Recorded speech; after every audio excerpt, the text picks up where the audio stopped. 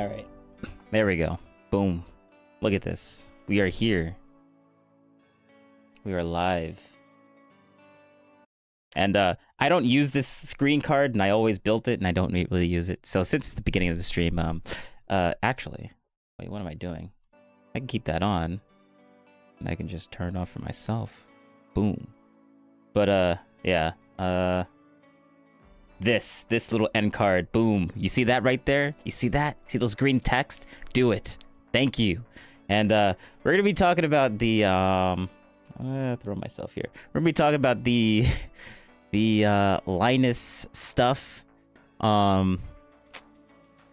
we're gonna do that first. A lot of new stuff came out with Destiny. There's a lot of new stuff that came out with Destiny, and it's so much. There's so much for Destiny that I have to put it off because I need to watch Linus Rossmann, this guy. Why do you care about Linus Rossmann? Well, he in a video a long time ago, he says that he watches Destiny. So there's the connection. That's all you need to know.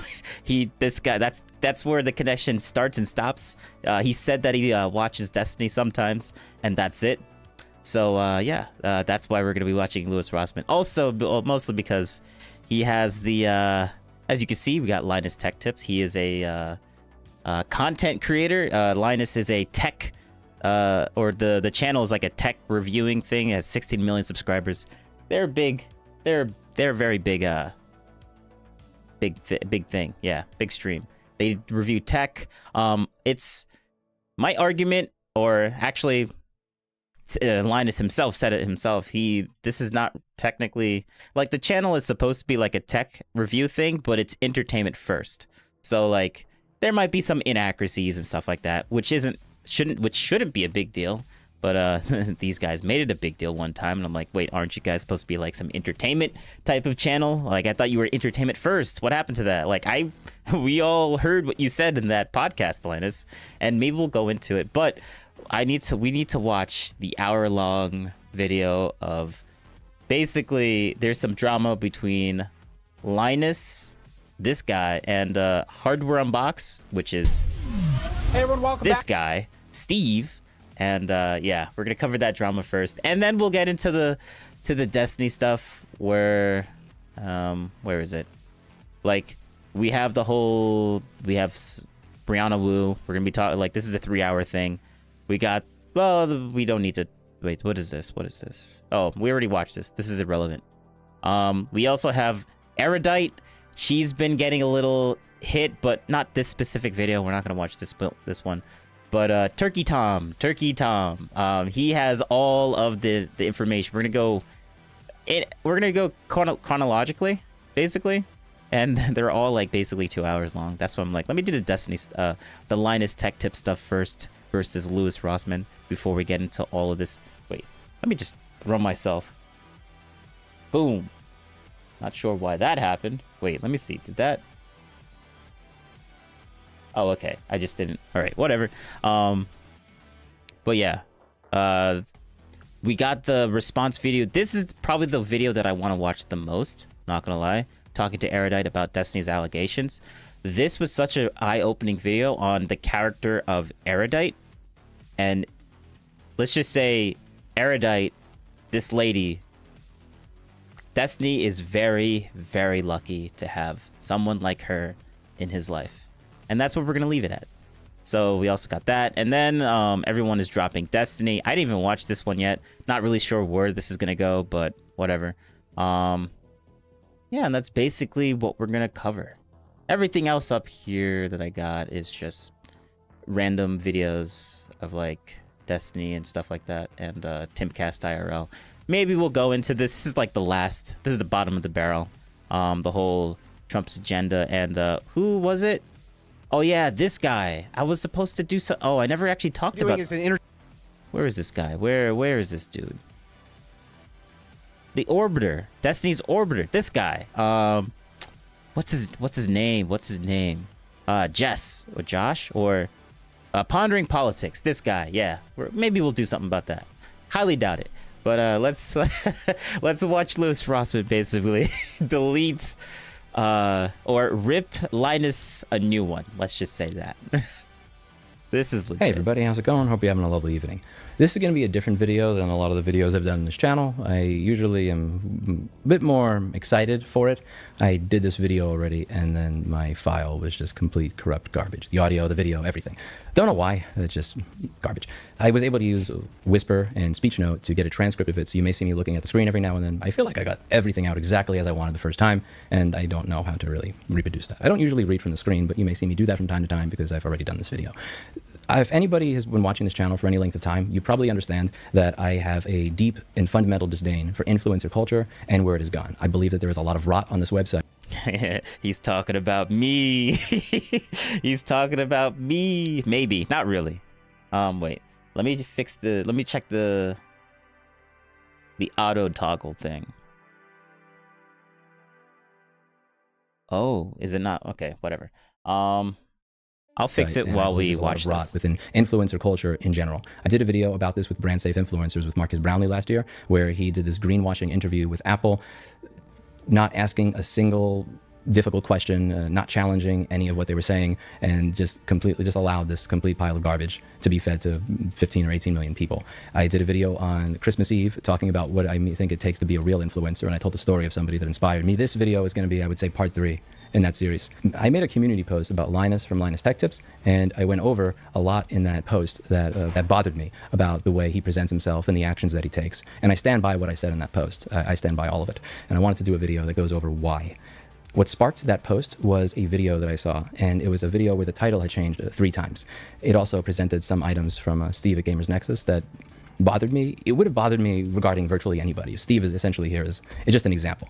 But so there was a video that he made titled, "Is Gamers Nexus Ethical Journalism?" And then he changed it to Linus email Steve, and then he changed it to Linus and Gamers Nexus ever be friends again. Now, people with a certain personality type will do this, where you go from being very confrontational to, oh, let's be friends, to this weird emotional manipulation and I don't like that. I've experienced that for 17 years of my life, and I know it when I see it, and it just kind of, it just twists something in the pit of my stomach, where somebody has a dagger in one hand. Well, I guess I won't be having that auto switcher because I updated OBS and I didn't realize that I need to update. Well, you know what? We're live. We're not gonna bother with this right now. I mean, I could do it live. No, that's stupid.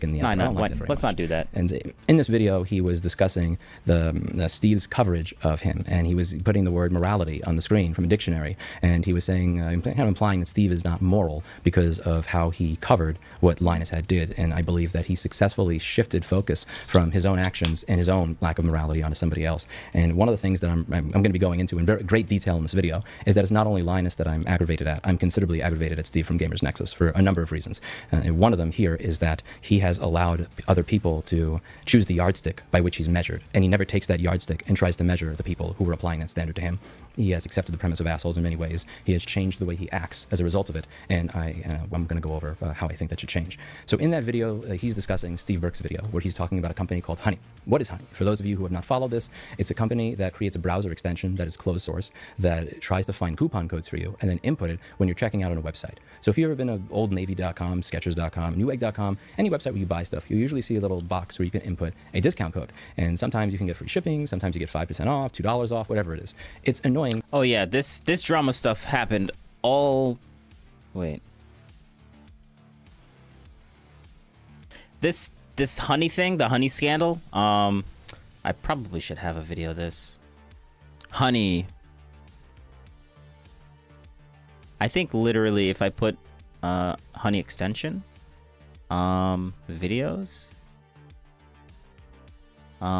yeah, literally right here. By Boom. now, you've probably heard about Honey. You know, the browser extension that saves you money. This was about a month ago.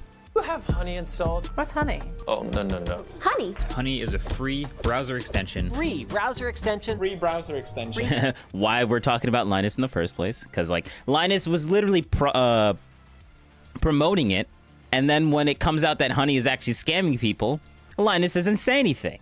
So yeah, I understand. That's basically what Lewis is like basically super bothered about right now. To look for these coupon codes, because when you Google for a coupon code, 99%. We're not gonna watch that whole thing. Maybe we'll watch it. It's a 23 minute. It's 23 minutes. It's not that long. but I only got so much time in the day. But so I want to get through this first because this one, oh, this video, it's so good. It's so good. Might not say too much, anymore. but you know. Websites that have these are mostly spam garbage filled with ads, the kind of stuff where you really want to have a condom on in your web browser before you visit them. And after you spend 20 minutes searching, you're lucky if you can even get $5 off. So it's nice to have an extension that finds these things for you. This company sponsored a lot of different YouTubers that were very large and very famous to promote this product. And a lot of YouTubers spoke about it, including Linus. A video came out demonstrating that this company is one giant scam. What they were doing is they were Literally, I mean, he explains it. Lewis, thank you. Thank you. I didn't even need to do it. He just does the work for me. stealing affiliate revenue and commissions from people on YouTube. So when you click a link in my video description that says Hacko T30KN, that link is what's called an affiliate link. It lets the vendor know that you got there from my video, and what they'll do is they'll give me 1 or 2 or 4% of what you buy in that website. So if you buy that Hacko soldering iron, I'll get something. If you say, you know what, Lewis is an idiot, I'm going to buy a Weller instead, I'll still get the 1 or 2% commission because you sent me there. So you buy this $40 soldering iron tip that you saw me use because you like it, and I'll get 50 cents or $2 or something like that. That's the way it works. They were actually editing and changing this link without letting you know, or the creator know. They were doing this in secret, not being open about it, and they would steal the commission. So the criticism in the video that came out, or at least the heavy implication in the video that came out on this company, is that there were YouTubers that knew that this company was scamming people, and they did not come out and say this company is scamming people. They just kind of dropped them as a sponsor without really saying anything. It was one of these things where it's like, I'm going to do this really high visibility video discussing this company on my main channel, and then when they wind up being a scam, you know, people kind of mentioned it on Twitter, and influencers kind of knew about it already, and there's this forum post over here that, you know, like 1% of the people that watch my channel post on, so...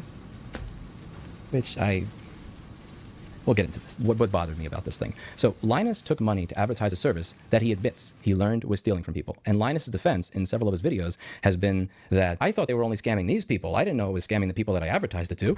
Like, I only thought it was scamming them, not you. You know, and also the defense was something along the lines of his image. People would be mad at him if they for suggesting that they uninstall a browser extension that made Linus less money. Anytime I suggest that you look at one of these videos where he said something, I highly suggest that you listen to the entire video yourself. One of the things I've noticed over the past several weeks is that when... Yeah, that's a sad excuse. Like, Linus's excuse was basically, like, he would look bad. Like, if he were to come out and say, oh, uninstall this thing and just, like, not... like this has been shown as a scam or anything, or even mention anything about it, like his excuse for not saying that or saying anything about it or staying quiet about it is because, like, oh, people will just like hate him for it. And I'm like, now people are hating you for not saying anything. So, like, good job, Linus. He played a stupid game and won stupid prizes. Like, that's literally Linus right there in a nutshell. And listening to a Linus video, many people see this as kind of that Yanni Laurel thing that came out many years ago, where 2 people can listen to the exact same clip, the exact same quote, and they literally hear different things. And I'm always going to tell you, go there and listen to the whole thing. I'm going to quote sections, but by all means, listen to the whole thing so you can decide for yourself. And it seemed like he was worried about how he'd be perceived and how he'd be torn apart. So I'm going to quote one of these videos. And I quote, "If I told everybody, uninstall Honey, an extension that supposedly gets them a better deal because I wasn't making enough money from it, do you really, honestly, ask yourself, truly, do you think that would have gone well for me?" So Linus is asking his viewers to ask if they think it would have gone better than how it is right now. I can guarantee you that. Have gone well for him. And my first thing, what makes me want to punch my monitor, is that it's not about you. You gave up the right. Like, the credibility of Linus right now is completely just gone. It just doesn't exist anymore. It's like Destiny right now. It's gone. Does it? Well, okay. All right. It's not like Destiny. Destiny did something terrible. Linus just didn't bother telling people whether they should, like, uninstall this scam thing. That's basically what happened. But for it to be about you or your image or how you think you'd be perceived when you took their money to advertise a closed source browser extension to all of your users. This, it's not cheap to advertise on Linus's channel. I don't know how much he got paid for making that video or how many times Honey paid him. I have no idea. I'm going to take a guess that it was more than free. I'm going to take a guess that it was a considerable amount of money.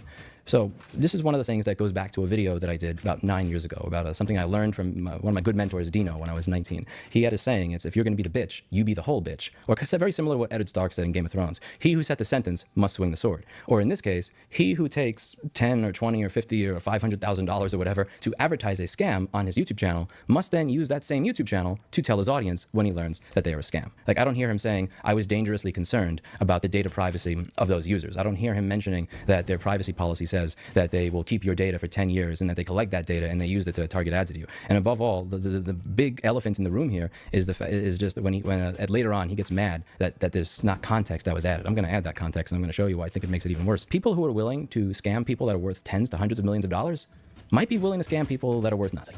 I'm just going to throw that out there, that if a company is so brazen that they're willing to steal from people who are worth 10 million, 100 million, or $300 million, because there's some big creators that sponsored this, they're probably, if they're going to steal money from people at that size, they're probably also willing to steal data from the guy that bags groceries at HEB.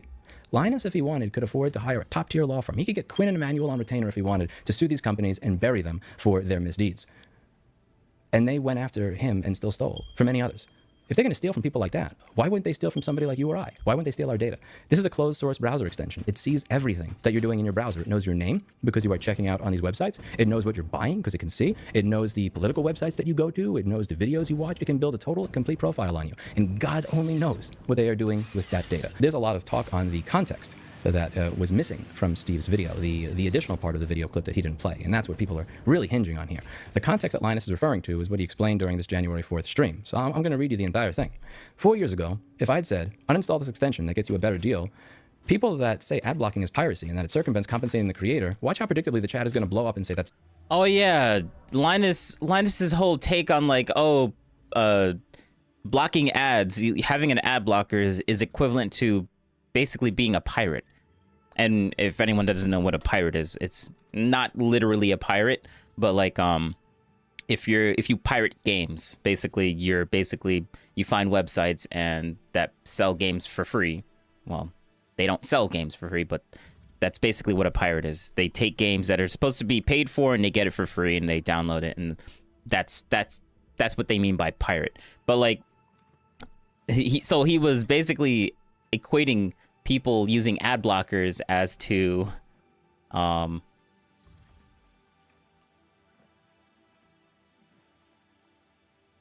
sorry, my audio thing was, I don't know why this was, yeah, okay. The audio thing, it confused me. The bar was moving when I wasn't expecting it for it to move, but it has nothing to do with what's going on stream.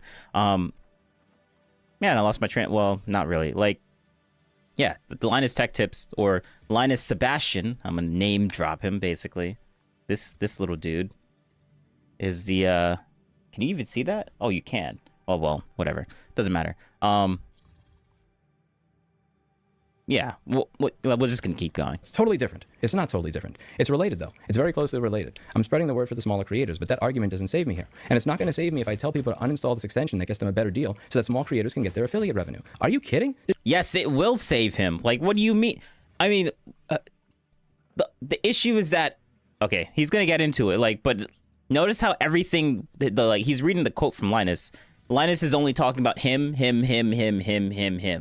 No one gives a crap about him. You're supposed to be giving a crap about the audience. Who cares what backlash you're gonna get? Just say what you need to say, because that's the thing that's supposed to, like, help out the majority of the people, the audience. Like, bro. There's no way that I can make that video and I don't end up hanging from the nearest tree. I mean, now that we figured out that honey is harming the consumer, obviously. But again, we didn't. I don't know how many times I have to say this. We didn't know about that. We didn't know anything because we didn't say anything because we didn't know. We didn't say anything because we didn't know about that, and we had no reason to. And that's another thing. That has to be a lie. Like, we don't shout it from the rooftops every time we stop working with a sponsor, and neither does anybody. That is such a weird, bizarre expectation that some people have. Do you expect the NFL to, like, replace Monday Night Football with a 3-hour special about not using Surface tablets anymore when their sponsorship ends? Of course not. We stopped working with a bunch. We stopped working with a bunch of sponsors because of getting about how they have had bad experiences with them. We didn't, shout it from the rooftops. We just stopped working with them. And the problem is... All right, well, okay, so this is 9 days ago, right? And this is 2 days ago. All right, so we're gonna go to the 9 days ago. This is not responding to, this is actually not responding to the video, but I'm only going to play, like, the first beginning because he's talking about Gamers Nexus, this guy, Steve, but we'll get to that. Before we start our just so you guys get the context, because since Linus is like, oh, everyone takes me out of context. Like, okay, all right, little boy, little bro, come on now. Topic today, I'd like to acknowledge a couple folks. I'd like to acknowledge our team.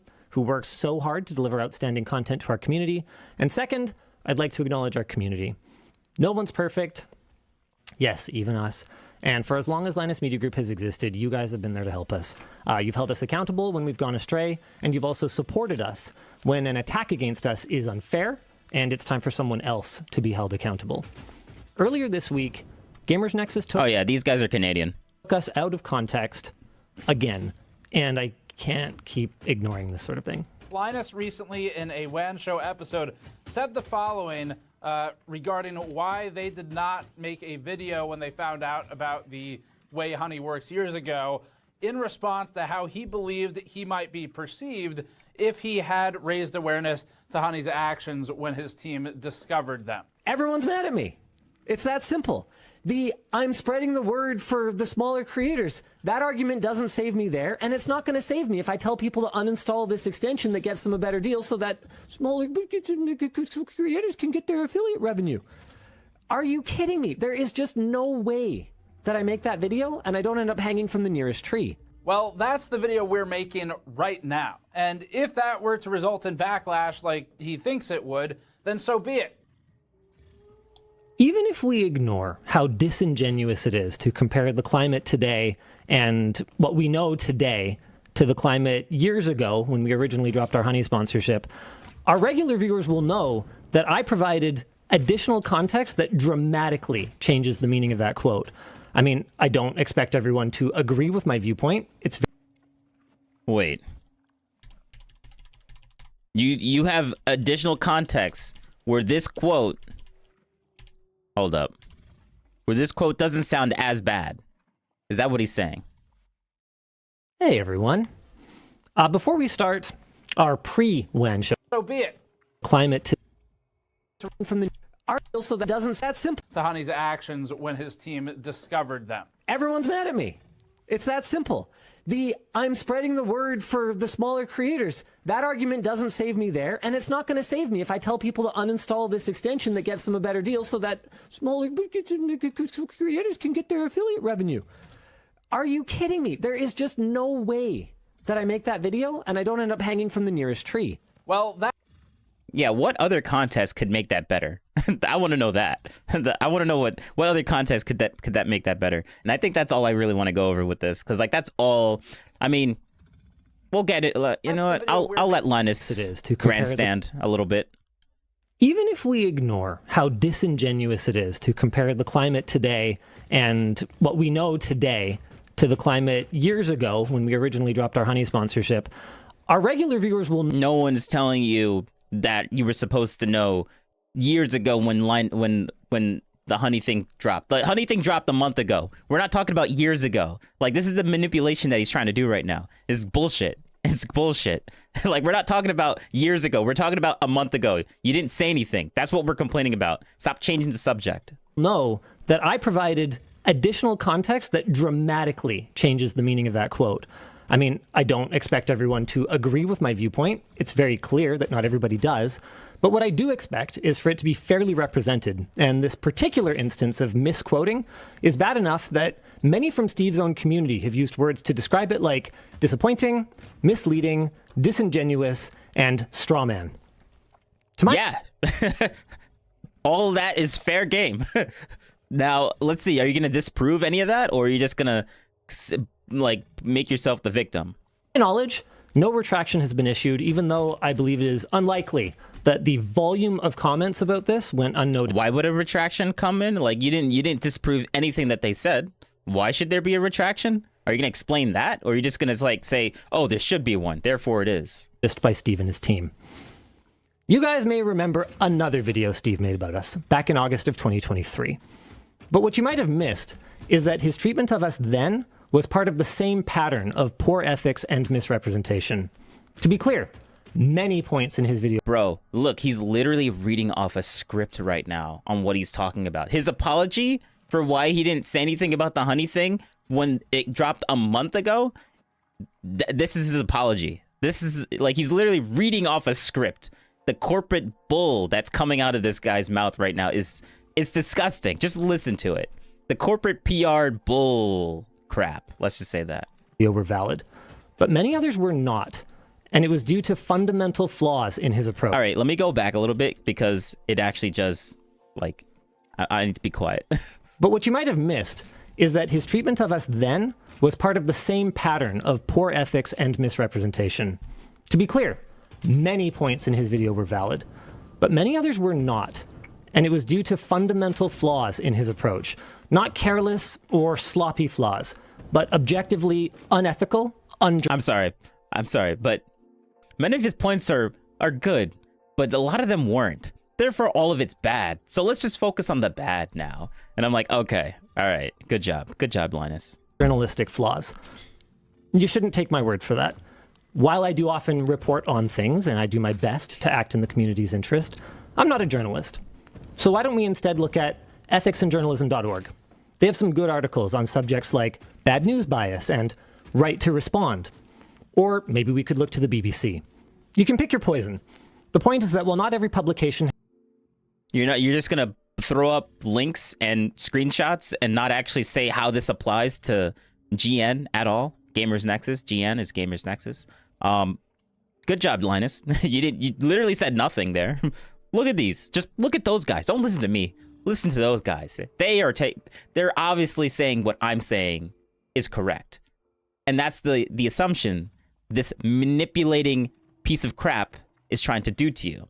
Like, he's not actually saying these things are actually saying these things. He's just bringing it up as like it's supposed to be a point, which is like, it's not even a point. It's just, it's not a red herring. What do you call that? It's like something that's unrelated, but it kind of is related, but not specifically related to the exact thing that we're talking about. It's not a red herring. It's what's that word?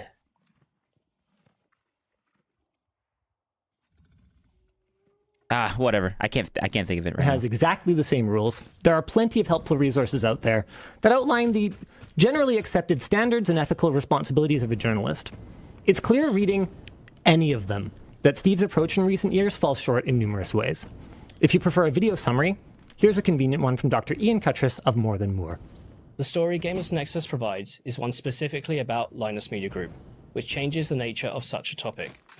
For example, one part of ethical investigative journalism is, unless it's uncovering an explicit crime or break of the law, reaching out to get a formal response in advance.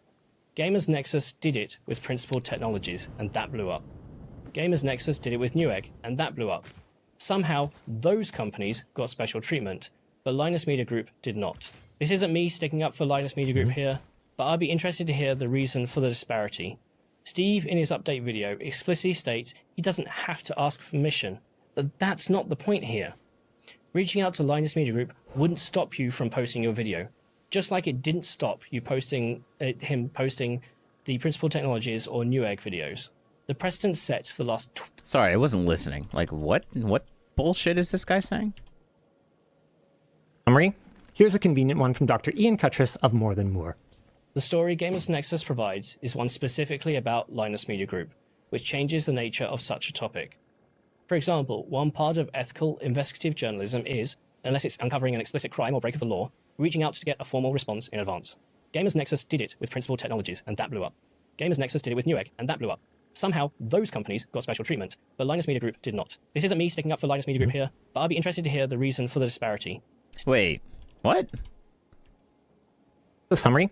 Here's a convenient one from Dr. Ian Cutress of More Than Moore. Maybe I'm just slow. I'm sorry for like repeating this 3 times, but obviously I'm going to edit this down when I make the video. Nexus provides is one specifically about Linus Media Group, which changes the nature of such a topic.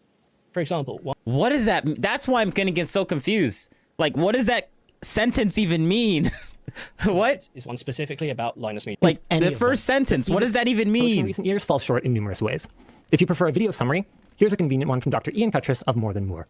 The story Gamers Nexus provides is one specifically about Linus Media Group, which changes the nature of such a topic. Which changes the nature of such... Oh, you know what? Maybe he's... This is like a cut. This is a cut. So there's missing context to why he's saying this, and I'm like, I have no idea what like such means. Like, I don't know what he's referring to at all when he says that, but... For example, one part of ethical investigative journalism is, unless it's uncovering an explicit crime or break of the law... Oh, but that's another thing for the manipulative the manipulative bull s that this guy keeps, that Linus, not this guy, but Linus keeps doing. We're supposed to just assume that we're talking about the ethical issues about Gamers Nexus. We're just supposed to assume that with this video. That's why it's cut in this specific way. It's manipulative. Like, whenever someone is trying to make you assume something, and that's when you have to, because like, if the person's always making you try to assume something, then when you catch them on that, they're gonna say, oh, I never actually said that. You just assumed that, and they're going to use that against you. So always ask for specifics when it comes to these things. Like, just notice the little things and to know when someone's trying to play you or something like that, or manipulate you. Reaching out to get a formal response in advance. Gamers Nexus did it with Principled Technologies, and that blew up. Gamers Nexus did it with Newegg, and that blew up.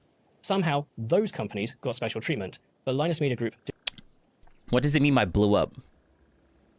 See, that's the issue with this. Taking literally a quote out of I don't know, there has to be a fuller video of this. I'm not gonna go look it up because I don't even know who this guy is, but yeah, we're just supposed to assume, like, what does blow up mean? Like, it blew up in a bad way or blew up in a good way? Like, or like, blowing up in a bad way is like it blew up and there was a lot of negativity for the video. Blowing up in a good way is that it blew up and it got a lot of traction and a lot of people liked it. Like, what do you mean by that? Like, this is the little manipulative nonsense that they like to do, taking things out of context. Linus is literally taking a video out of context right now. Because, like, there's two ways you can assume with this, unless he explains it later. Did not. This isn't me sticking up for Linus Media Group here, but I'd be interested to hear the reason... Oh, well, no, his whole point is that, oh, it blew up for those two guys, but it didn't blow up for Linus Tech Tips. And I'm like, what are you even talking about? The disparity. Steve, in his update video, explicitly states he doesn't have to ask permission. But that's not the point here. Reaching out to Linus Media Group wouldn't stop you from posting your video, just like it didn't stop you him posting the Principled Technologies or Newegg videos. The precedent set for the last 20 years of tech journalism and 100+ years of investigative journalism is that you at least reach out. Ian's critique was carefully worded, and I don't blame him, given the climate at the time, but it was both extremely valid, and it was pointed enough that Steve felt compelled to respond to it. Ironically, with a rush... Oh, so that's a lie. Because I think there was something, Gamers Nexus did reach out, but they didn't respond. So that's why, like, they have a previous history of GN basically reaching out, and Linus Tech Tips, they didn't respond to it. So that's why there probably wasn't another response, because they weren't responding in the past. Why would they respond now? Which is a bad assumption on GN's part, but come on, man. You guys do have a history of not responding to them. So, like, right to reply? Bro, you don't even respond. Like, why would someone go out of the way to try to give you, if they have a history of you guys not responding to them, why would they try and just go out of their way to do something again, like, later on? Like, like, they're not idiots, and you expect them to be dumb. Late night ramble fest that was maybe they don't expect them to be dumb, but, like, they're not idiots. Like, they're not going to do the same thing twice, right? So poorly received that he pulled it down before I even got a chance to finish watching it back then. Thankfully, there are re-uploads of the video if you look for them, but in a nutshell, Steve spent about 20 minutes rationalizing that decades of journalistic best practices around right to reply simply don't apply. You know, it was a good thing for him to remove the video, right? Now you're complaining, oh, he's trying to... So, like, this is another manipulative thing that he's trying to do. Gamers Nexus takes it down because he's like, okay, let's not have this on the channel. People don't need to see this. Like, this is not a good show. This is not a good video. Let's take it down. And Linus's, like, interpretation of that is that, oh, they're trying to hide it. They're trying to hide that they did all this stuff. And I'm like, bro, they have other videos talking about it and why they took the video down. Not 100% sure on that, but I would assume that. Because I am very bent on Linus being the bad person here, and Gamers Nexus being the very upfront and more trustworthy. I trust Gamers Nexus way more than I trust Linus right now, or Linus Tech Tips. Notice how this guy on the side is just not saying anything. Apply to him. It felt a little ironic coming from someone who has accused me of gaslighting in the past. Now, he did issue a...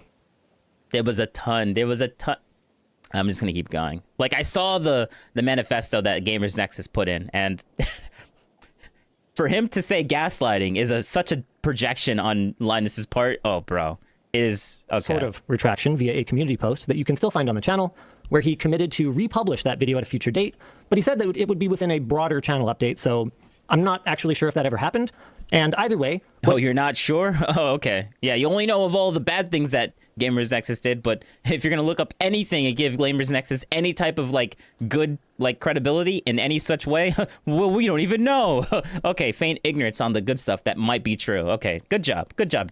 Good job, Linus. What he didn't do is retract his flawed arguments, only the video where he made them. I say this because you can still find many of these arguments on his secondary GN mini site in the ethics statements section. Now, obviously, there are some valid policies in here, but many of Gamers Nexus has an ethics section. Where is Linus Tech Tips' ethics section? They might have one, and you could throw it down in the comments below.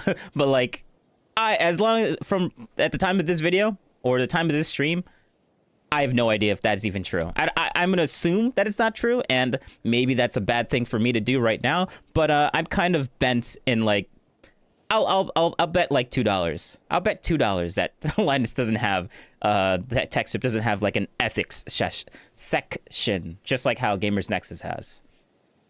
Many of the others pretty much boil down to Steve's personal moral code rather than the standard journalistic code, and I'll expand on that a bit later. But the short version is that no reputable journalist would validate his arbitrary justification for his own conflicts of interest or his convoluted no-contact policy that he used to justify his failure. No reputable journalist. Like, this guy is still reading off of a prompter. Like, bro, the authenticness that this whole little video has is like, it's just not there. To reach out to us for comment as part of our right to respond. Now, some folks don't seem to understand why this is so important. I have seen lots of speculation that Linus was just upset because Steve cleverly didn't give him a chance to weasel out of legitimate criticism. But that is not the case.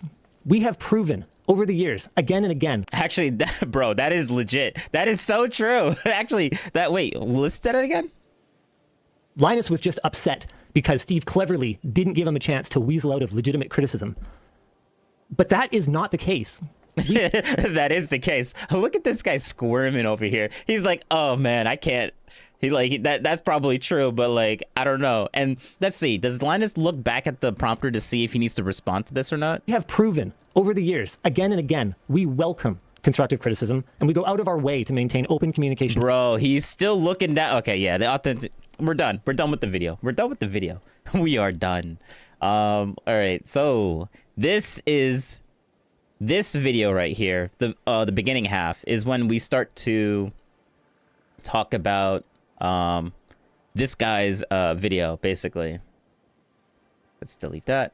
Linus, Lewis Rossmann. So we're gonna go here, more Linus Tech Tips. We're gonna get Linus's perspective first. Hopefully I don't like say so much now. My plan was to not. But this is after that video, so we're doing this in chronological order. This video came out, well, actually this video and this video came out at around the same time, so I don't know. Not discuss the whole when I mean around the same time, I mean like within hours within each other, so. Situation right now any further. Like many of you, we wanted to keep this whole thing from dragging out. So we said our piece. Steve from Gamers Nexus wrote a manifesto that could probably be best summed up as "No You," and then. Wow. Okay. Good job. Good job at dismissing literally the giant apology thing that you literally asked him to do. Good job. Yeah. Just dismiss it. Oh, it's a manifesto. Oh, no, you like, okay. Yeah. Dismiss it. Dismiss the whole thing that he wrote out because you guys are saying that he's taking everything out of context. Then he literally writes down everything that you should put to have everything in context, and he provides receipts. And now Linus is like, oh wow, it's just a manifesto. Well, who cares? Yeah, it's not like we asked for it or anything. And like, bro, okay, all right. I just can't with these guys. It was done, or so we thought. Shortly before Wanshow, Lewis Rossmann released an hour-long hit piece, and in a now-deleted comment, Steve... Oh. So this did come after this video. Okay. So maybe we should finish this video first. All right, we're going to finish this video, and then we'll go back to that one. That Linus is such a good parasocial relationship and an actor that people are all defending him for fucking them. So Steve actually did do something very wrong in his video by not including that context, and I agree that that it's wrong, because that context makes it even worse. So first things first here. So you're kind of comparing, informing your audience about the fact that this company is scamming people with making a 3-hour video. You know that that's bullshit. This is a false dichotomy, and this is done to escape responsibility and accountability, which is... Yes, thank you. That was the word I was trying to look for the last time when I was stuck like figuring out a word. False dichotomy. Thank you, Lewis. Good job. Good job. Part of what I say Linus always does. And every time he does this, he tends to go from being the victimizer to being the victim. It was one of the top voted comments, or in the top voted comments in one of the last apology videos he's done. I don't know, I've lost count of this stuff, where people were making the point that, man, it always seems like one of the top voted comments was, Linus has always talked about how companies respond to criticism and tells you a lot, and always the victim, never the victimizer. So I want you to think about this statement for a moment. I thought it was screwing them. I didn't know it was screwing you. Imagine I have somebody in my house throwing a barbecue and then my wallet goes missing. I have a hidden camera inside my house and I check it and it shows that Bob stole my wallet. My neighbor has a barbecue the next day and I don't tell my neighbor that Bob stole from me or warn him because I'm afraid of how that'll affect my image and how people will react to it. I'm concerned about how that would go for me. And let's say that he finds out that somebody paid me $20,000 to $60,000 to say that Bob's a good guy.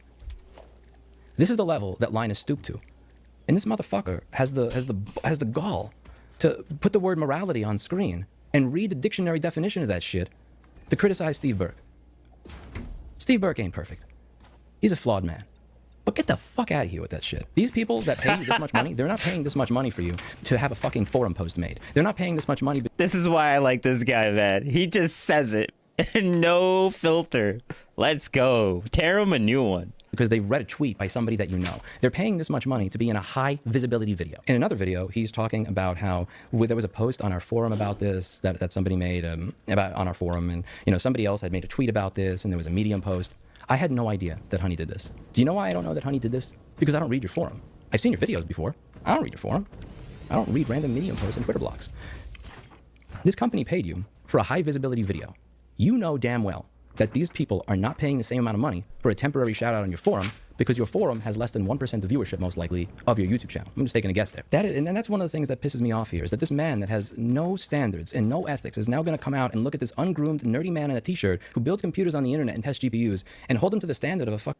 Now he's talking about Steve, the nerdy guy. Whenever he says nerdy guy, he's talking about Gamers Nexus. It's like self-deprecating humor, kind of, but like not really, like half joking, but like it's kind of true, but like that's him. He's a flawed guy, like he said. Fucking Columbia University PhD journalism student that went on to work at the finance, most likely, of your YouTube channel. I'm just taking a guess there. And that's one of the things that pisses me off here, is that this man that has no standards and no ethics is now going to come out and look at this ungroomed, nerdy man in a t-shirt who builds computers on the internet and tests GPUs and hold him to the standard of a fucking Columbia University PhD journalism student that went on to work at the Financial Times. And if he falls short in one way, well, you didn't do it right, so you shouldn't be criticizing me. Get the fuck out of here with that shit. True. He's so fucked up over this. I look at his website. I look at how he's changed, how he publishes things over the years. This is called accepting the premise of assholes. That you must be held to the highest standard, but they can be held to none. If you're going to be the bitch and take their money, then you got to be the whole bitch and announce on the same motherfucking channel that you posted that ad that you learned that they're a scam. It's not about you. It's not about your image. You gave up the right to care about your image or be concerned about your image or how it would go or how it would be perceived when you took their fucking money. How about you let me decide if I want to use a closed source browser extension that's made by a bunch of scammers that has access to all my personal data so I could save $2 when I check out at oldnavy.com? How about you let me decide that for myself instead of having concern for your fucking image over my well-being? I don't care if there was a Twitter post somewhere saying that this was a scam. I don't care if there's a forum post somewhere saying that this is a scam. You took the money to post this shit on your main YouTube channel, and you get paid this much money to post shit on your main YouTube channel because it's high visibility. I don't want to see that shit where it's page 1 for the misinformation and page 28 and little text in the fine print at the bottom but when you do a retraction and, oh, look, I did that already and I kind of, I was afraid about my image and I thought they were only screwing this group of people. I had no idea that people who were willing to scam people worth $100 million may scam my users as well. Do you expect the NFL to, replace Monday Night Football with a 3-hour special about not using Surface tablets anymore when their sponsorship ends? Of course not. That's a false dichotomy. What you've done is you've taken a legitimate criticism from the audience. You have then compared it to something that's completely different to make the audience members who criticized you look ridiculous so that you can deflect accountability and responsibility. That's a 90-second short. You don't have to do a 3-hour-long retraction, you manipulative fuck. True. That's some bullshit. Yes. Thank you. Tear him a new one. I'm going to keep saying it. It's bitch shit right there. What you're doing is you're deflecting accountability and responsibility. You're avoiding it. And then you're twisting what people are saying in your audience to something ridiculous to make them look ridiculous when they don't have to. That's bitch shit. That's child shit. That's not being a grown woman or a grown man. That's being a child. I don't respect that. You know damn fucking well, Linus, that nobody was asking for a 3-hour retraction or for you to stop your programming. They were asking you to do this. You turn on your camera phone while you're waiting in line at the bank, or after you wake up, or while you're on the toilet, and you do this. Hey, everybody. We were sponsored by a company called Honey. They create a browser extension that allows you to save money by taking discount codes and implementing them automatically when you check out on websites online. We recently figured out that their entire business model is based on scamming content creators by stealing their affiliate revenue and stealing their commissions. If you want to keep using this browser extension because it's working for you, by all means keep using it. I'm not here to tell you what you do with your computer. I just wanted to let you know this, and I felt like we needed to disclose it because I am concerned that a company that is brazen enough to Hello steal friend, from I people worth noticed that you are $100 new to streaming on Kick and are eager to join, but you know that you need at least 75 followers on your channel. I can help. Yeah, that's good job. Good job. Nice. We don't care. might also be willing to do nefarious Oh things. wait, actually, thank you for the follow though. I appreciate that, but I'm not interested with the manifesto. Thank you. With due all respect, I guess. Yeah. But I appreciate the follow. Thanks. With data from people that don't have the money for a law firm to go after them if they do something screwy. This browser extension has a privacy policy where it says they keep your data for 10 years. It is closed source. Browser extensions can see almost everything you're doing in your web browser, and they admit that they're collecting your data and saving it for 10 years. And because it's closed source, we can't really know what it does. If you want to keep using it, by all means keep using it. But in the interest of full disclosure... Oh yeah, everything that Lewis is doing right now, this is literally all Linus had to do. And Linus was like, oh no, people are gonna give me a rope. Oh no, oh they're gonna criticize me for doing this. Oh, like this is all that people were asking for. This is all you had to do. Actually, no, people weren't even asking for this. People weren't even like, they just wanted you to say something. Like not just like, oh, we can't do anything and just not say anything about it and just move on. Like, bro. I needed to tell you this so that you understood the full implications of it. We're going to try and vet our sponsors a little bit better in the future. My bad. Thanks a lot. I'll see you in the next video. Shit takes 2 fucking minutes, and you could have done that on the goddamn toilet. And you're comparing it to a 3-hour-long fucking retraction? Are you serious? And you're pretending that you would have to stop doing your content and program for this? That's a false dichotomy, and that's bitch shit, because that's the type of thing you do when you want to avoid accountability and responsibility. I am very mad at Steve Burke for not including that context in the video that he did. He should have included that clip, because that clip is very important. It demonstrates just how far you'll go to scrape the bottom of the barrel when it comes to caring about your image and how it'll go for you over the well-being of your viewers. This is why I called you an actor in the email that I sent you. I'll include a copy of that down below. Somehow you managed to shift the focus from not disclosing the actions of scammers because you're more interested in your self-image to whether or not Steve Burke included the last 15 seconds of a clip that makes you look even worse. All these people are saying, why didn't you play the whole clip? Steve didn't play the end of the clip. If you had their context, you'd see that he was right. It's like, the context makes this worse. Like this, how fucking stupid does Linus think his viewers are? Really? You're comparing doing a 45-second retraction to canceling your entire programming to make a 3-hour video. How fucking stupid does this man think you are? You know what's sad, knowing Steve personally? Do you know the reason that he left that context out? He left that context out because that context makes you look worse. And this video was not supposed to be about you. But you always manage to make shit about you. Go figure. He left that out because leaving that context in, will you make that... Linus Tech Tips, or Linus Sebastian, narcissist. Probably. Actually, no, 100%. Because if you listen to the videos that we sent before, like, it's all about him. Here, I'm gonna... With this new added context, I'm gonna show you...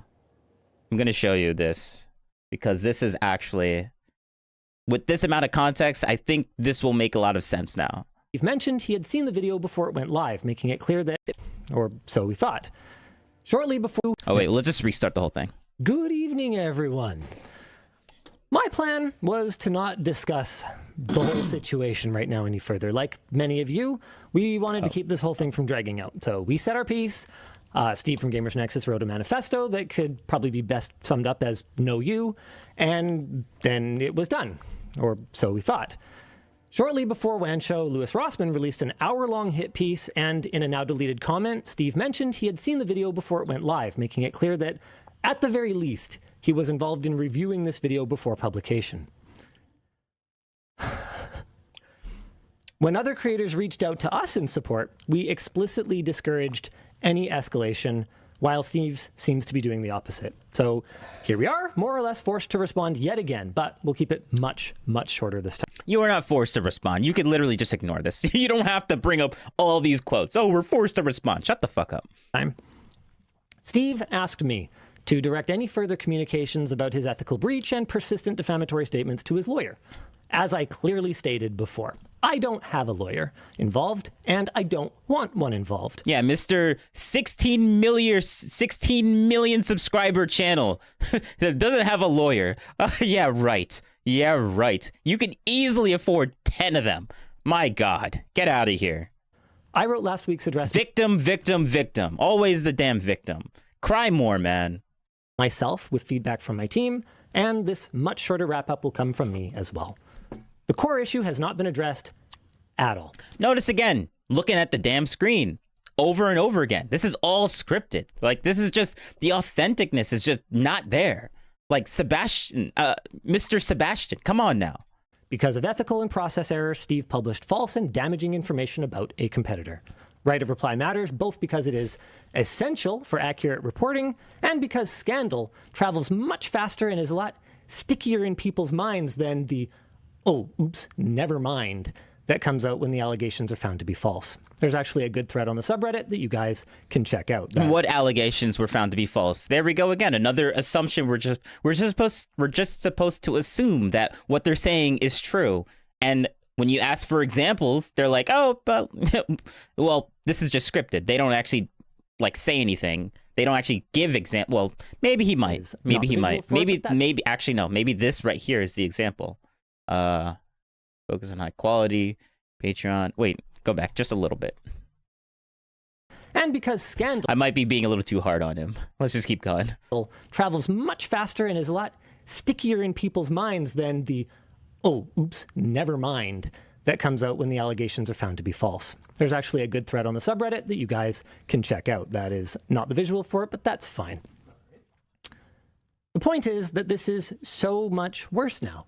Faced with the unavoidable fact that he got it wrong and caused a bunch of damage with his actions, Steve has outright... What damage? What damage? What damage? ...refused to apologize, correct, or retract any of his false statements. You literally dismissed his manifesto. That's literally adding context and also clarifying a bunch of stuff. Like, oh, you don't... He didn't, like, he still hasn't, like, said anything that he's... Wait, what did he just say? Avoidable fact that he got it wrong and caused a bunch of damage with his actions. Steve has outright refused to apologize, correct, or retract any... Yeah, that manifesto that you dismissed, yeah, that had everything that you wanted in it. But you choose to just dismiss it and write it off as, like, a manifesto. Okay, all right, okay, good job. You don't even want to look at the information. ...of his false statements. That's next level, man. What does that even mean? It's next level. What does that even mean? I am extremely grateful that so many of you are seeing how misrepresentative the original reporting was. Projection. Both around the Billet Lab situation and around the honey thing. And I want to applaud the maturity of the folks, many... Okay, everything that he's saying is obviously not... Okay, so obviously there's some things that he's saying that are actually true. I think there was something that Gamers Nexus did that there was a little bit of a retraction from, and that's good that they did it, and I applaud them. But like, I'm just so, I guess, Linus bad-brained right now. Let's just keep going. I'll try to stop cutting him off. I'll try to stop cutting him off so much. Many folks who have come out and said, hey, I'm sorry that I raised a pitchfork while I didn't have the full story. I'm still deeply saddened by the virality of Steve's first video. Because of that, many will... So that's the damage? You're deeply saddened? Okay, all right. That's the damage he was talking about before. ...will never hear the truth, a fact that is worsened by Steve's ongoing refusal to issue... Never hear the truth? Then what is the truth? Just say it. Like, you have this time right here. Stop pondering around, oh, we'll never see the truth. Like, just say it. You're live right now. Just say it. Come on now. Stop being the victim. Just say it. ...to any corrections or retractions in spite of the fact that his reporting on me contains clear, objective errors and misquotes. So in summary, Steve's response shows that his standards for himself... I'm sorry for cutting him off. Like, I just keep... Like, he just said all these things in general. And I'm like, okay, so what misquotes are you talking about? Like, what... ...going refusal to issue any corrections or retractions in spite of the fact that his reporting on me contains clear, objective errors and misquotes. So... Objective errors and misquotes. Name them. In summary, Steve's response shows that his standards for himself fall far short of the standards he holds others to. And look, dude, stealthily removing the word journalism from the GN Patreon changes nothing.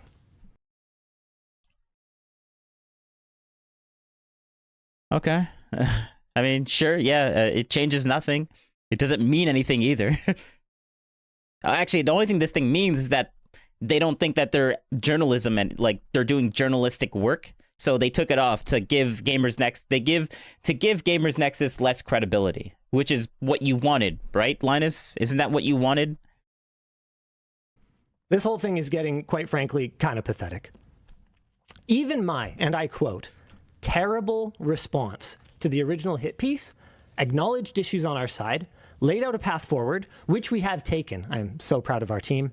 And it included words like, no excuses, I need to own the mistakes, and sorry. Steve's response contained no such introspection and no better path forward. His mask is now truly off for anyone who used to appreciate him for his ethics and objectivity. As it turns out, he only cares about those things when it's convenient. On that note, just because somebody's running a masterclass in deflection and misdirection, that doesn't mean that projection. Come on now, stop.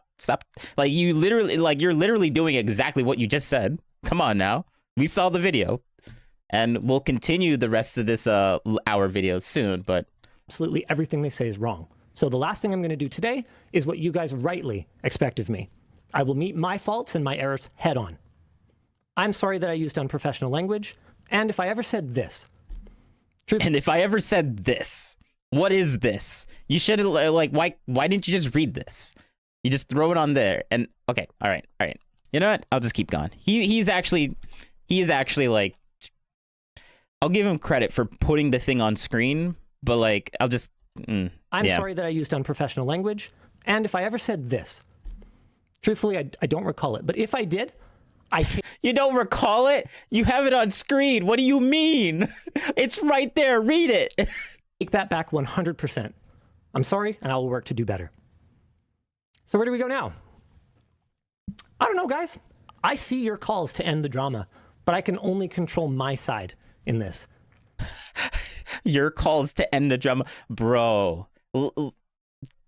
This guy literally teared him a new one, and we're gonna finish this. And now he wants to end the drama. Okay, yeah, good job. Yeah, I know why you want to end the drama. He says there's no way for Linus to even respond to this at all. He can't, because Lewis is 100% right. Like, there's a reason why this video is about to hit 1 million views. Like, this video is like 2 days old. It's the what is it? What is it? It's the 27th, and this was dropped on the 24th, and it's almost at 1 million views. Ridiculous false analogy. Wait, no, we have to finish this. My team and I have issued corrections and retractions where needed. We will continue to do so. There's a couple fixes that we need for the 5090 video. They're pinned under the video. We're getting all of that sorted.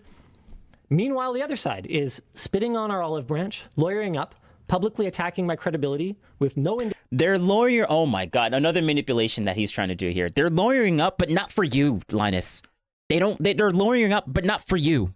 They're lawyering up for like there was a whole NCST for like all their right to repair stuff for like, there was this company that was basically scamming, I'm using it very loosely, scamming people for their like rental PCs or something. Like, yes, they're lawyering up, but it has nothing to do with you, Linus. Thank you for throwing that into the ethos and making people just assume like, oh, they're lawyering up because they're trying to get Sebastian or get Linus Tech Tips. Like, bro, it's another manipulative BS the nonsense that he puts out there. Like, why even say that? That's so disingenuous. It's disgusting. For the 5090 video, they're pinned under the video. We're getting all of that sorted.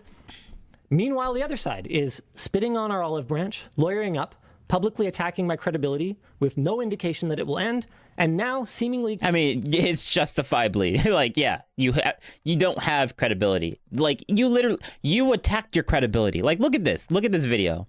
There was a reply here. Oh, it's still here? What? Is it still here? No, this is not it. Where is it? Oh yeah, here. This is the quote. Here, we're gonna zoom in on this. We're gonna zoom in. Hey Linus, I bought you a Taco Bell once in 1999. You better get on a plane and make me money.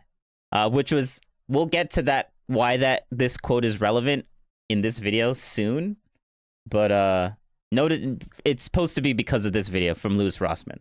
But like, look at Linus's reply to this. Okay, sorry, it took so long. LS. That's his reply. I'm gonna like it because it's kind of funny. Because like Linus, he's not pretending in the comments. Like Linus is like he's an asshole. He literally is an asshole, but he can't say it. So like he's just gonna like, why would you say something like this is a good joke, but this is only a joke that an asshole would put after everything that happened in this video. Colluding with other creators to smear me in public. I don't want to play this stupid game anymore. There are only you're the yeah okay yeah okay stupid prizes to be won. So yeah, I think I've said enough for now. Obviously, I'm aware of Rossmann's video. We alluded to it earlier, and I have some idea what it's about. In the lead up, he was corresponding with me, but I don't think now's the time for that. Right now is yeah, it's not time for that. All right, so now I think actually it is time for that. It's time to go back to this video again. And yeah, we're going to continue this. To a Monday Night Football game being canceled in a 3-hour attraction when all that was look even worse. All these people are saying, why didn't you play the whole clip? Steve didn't play the end of the clip. If you had their context, you'd see that he was right. It's like, the context makes this worse. Like this, how fucking stupid does Linus think his viewers are? Really? You're comparing doing a 45-second retraction to canceling your entire programming to make a 3-hour video. How fucking stupid does this man think you are? You know what's sad, knowing Steve personally? Do you know the reason that he left that context out? He left that context out because that context makes you look worse. And this video is not supposed to be about you. But you always manage to make shit about you. Go figure. He left that out because leaving that context in, where you make that ridiculous false analogy to a Monday Night Football game being canceled in a 3-hour attraction, when all that was necessary was a 90-second video, makes you look like a manipulator. When you say, I mean, who's always announcing when they stop working with their sponsor? Well, how about you? You announced when you stopped working with your sponsor right here. And then you kept working with them anyway. And you're probably going to say, well, that video was in the pipeline, so what about this? This was like 8 months later. Look at this, Aces, sponsored by Aces. Bro, he has receipts, my God. Thank you. Thank you, Louis. Good job. Good on Louis, man. He did not want this video to become a referendum on you, and he knew that if he left this clip in, this literally makes you look worse. How about you want to talk about right to reply and why didn't you contact him? If you actually lived up to your own yardstick, which is what I tell Steve to do to you all the time, you better start doing that. If you actually lived up to the yardstick by which you were measuring Steve, you would have contacted Steve and say, hey, why didn't you include the rest in that video? And he would have said, because it makes you look like a fucking idiot, and I didn't want that video to be about you. And I hope Steve Burke understands this. He went out of his way to try and live up to your yardstick. He actually wanted to avoid more confrontation with you. And what happened as a result of that is he got more of it. So he needs to understand that he needs to stop accepting the premise of assholes. I hope Steve learned the very important lesson that I've been trying to tell him for a really long time. You cannot accept the premise of assholes. Do not let people who hate you choose the yardstick by which you are measured. You take that yardstick and you measure them to see if they live up to the standard they want you to. And if they don't, you take their yardstick, you break it over your knee, and you shove it up their ass. I did a video on what it means to be a real influencer, and it might do you some good to watch it. The man I talk about in that video was willing to have his reputation dragged through the mud for years if it meant there was even a 1% chance of making the life of a few kids in the ghetto a little bit better. You're not willing to be honest with 14 million people if it gets a little bit of dust on your shoulder. You're not the same. And then you leverage that parasocial relationship you have with your audience so that they're actually running around defending you for not being fully upfront with them. You are an influencer. You're a bad influence, because you're influencing people to not take accountability and responsibility for their actions. And now this man that has no standards and no ethics is going to come out here and look at this fucking ungroomed, nerdy guy in a t-shirt who builds computers on the internet and try to hold him to the standards of a Columbia University PhD journalism student that went on to work at the Financial Times. And if he falls short in a single way, well, you don't have the right. You didn't give me the right to reply. You did this wrong. And then he puts the word morality on screen and starts reading the fucking definition of it to imply that this guy, like, get the fuck out of here with that shit. I love it. Oh man, yeah, true, 100%. That is called accepting the premise of assholes. That Steve must be held to the highest standard, but Linus should be held to none. And I don't accept the premise of assholes, and I've yelled at Steve Burke about this. You are allowing other people to choose the yardstick by which you are measured, instead of taking that yardstick, trying to measure the people who are using it on you, and then saying, it seems like you don't care. Remember, this guy listens to Destiny, and I have him, I only have him on a 1.25 speed. Like, he talks fast. Louis talks fast. And his rationale is very similar to how Destiny logically breaks things apart or sees the manipulative stuff that, like, Destiny is really good at finding manipulative nonsense and arguments and stuff like that. Like, I can see it coming off of this guy right now, and I understand why he watches him. But yeah. About this, Get the fuck out of here. I've been reading Steve's website over the past year. Wait. It's a standard, but Linus should be held to none. And I don't accept the premise of assholes. And I've yelled at Steve Burke about this. You are allowing other people to choose the yardstick by which you are measured, instead of taking that yardstick, trying to measure the people who are using it on you, and then saying, it seems like you don't care about this. Get the fuck out of here. I've been reading Steve's website over the past year, and if you just look at the language he's using, he has gone so far out of his way to try to sound like somebody from the fucking professional law review instead of being who he is. A guy that reviews GPUs, a nerd that looks at GPUs, benchmarks them, and goes over when companies scam people and puts the receipts on the screen. That's who Steve is. That's what his audience wants him to be. Steve's core audience doesn't want him to type up shit that looks like it came from the fucking Columbia University PhD School of Journalism or Law. That's not who he is. But you guys have twisted him into that shit by using this different fucking yardstick to measure him. And he actually fell for the premise of assholes, and he's doing that. And I've been telling him, you got to stop that shit. He's got a section of his website where he's actually split up every company he's gone into and right to reply, no right to reply, didn't comment. Like, I have never in my life seen this shit. He has literally redone his website to accept the premise of assholes. This entire thing makes me sick because no website does this shit. When you go to Bloomberg.com, sometimes the news page will say, we have contacted Senator XY fuckface to ask for their reply what they think of this. But a lot of the times they comment on people and they talk about people and they cover news stories where there's no reaching out to the person because they don't have to, because this is a meme. This is a standard that is being applied to Steve Burke, a fucking nerd that reviews graphics cards, that half of the time is not even applied to real journalists. This entire page is a case study in Steve accepting the premise of assholes. He spent time rewriting his website. He spent time changing how he speaks, who he is, how he writes, so that he could hopefully measure up to people that will never accept him, that will never listen to what he has to say. This is like the home policing shit. When people say, I'd support right to repair if only if Lewis wasn't saying it. But then when Nathan Proctor talk about it or Kevin O'Reilly talk about it, they brush it off. And when I talk about it, they go, okay, I listen, but I don't like it because it was him. It's tone policing. You're accepting the premise of assholes. You're changing who you are. You're changing how you act. And you're not supposed to do that for people that hate you. If this page is not replaced with a picture of Mr. Clinton within the next 2 hours, I'm flying over to North Carolina and pouring more water on your server than my clients do on their MacBooks. Get this shit out of here. Right to reply. I keep hearing about this. The right to reply. Why didn't you give me my right to reply? Right to reply to Linus means right to spin a story the way I want it to be spun. It means right to PR. See, right to reply is for something like this. Hello, Senator Rossmann. I'm Jake calling from YBS News Network, and we'd like to get a response on this idea that you have fucked a pig and cheated on your wife. Huh? Where'd you hear that?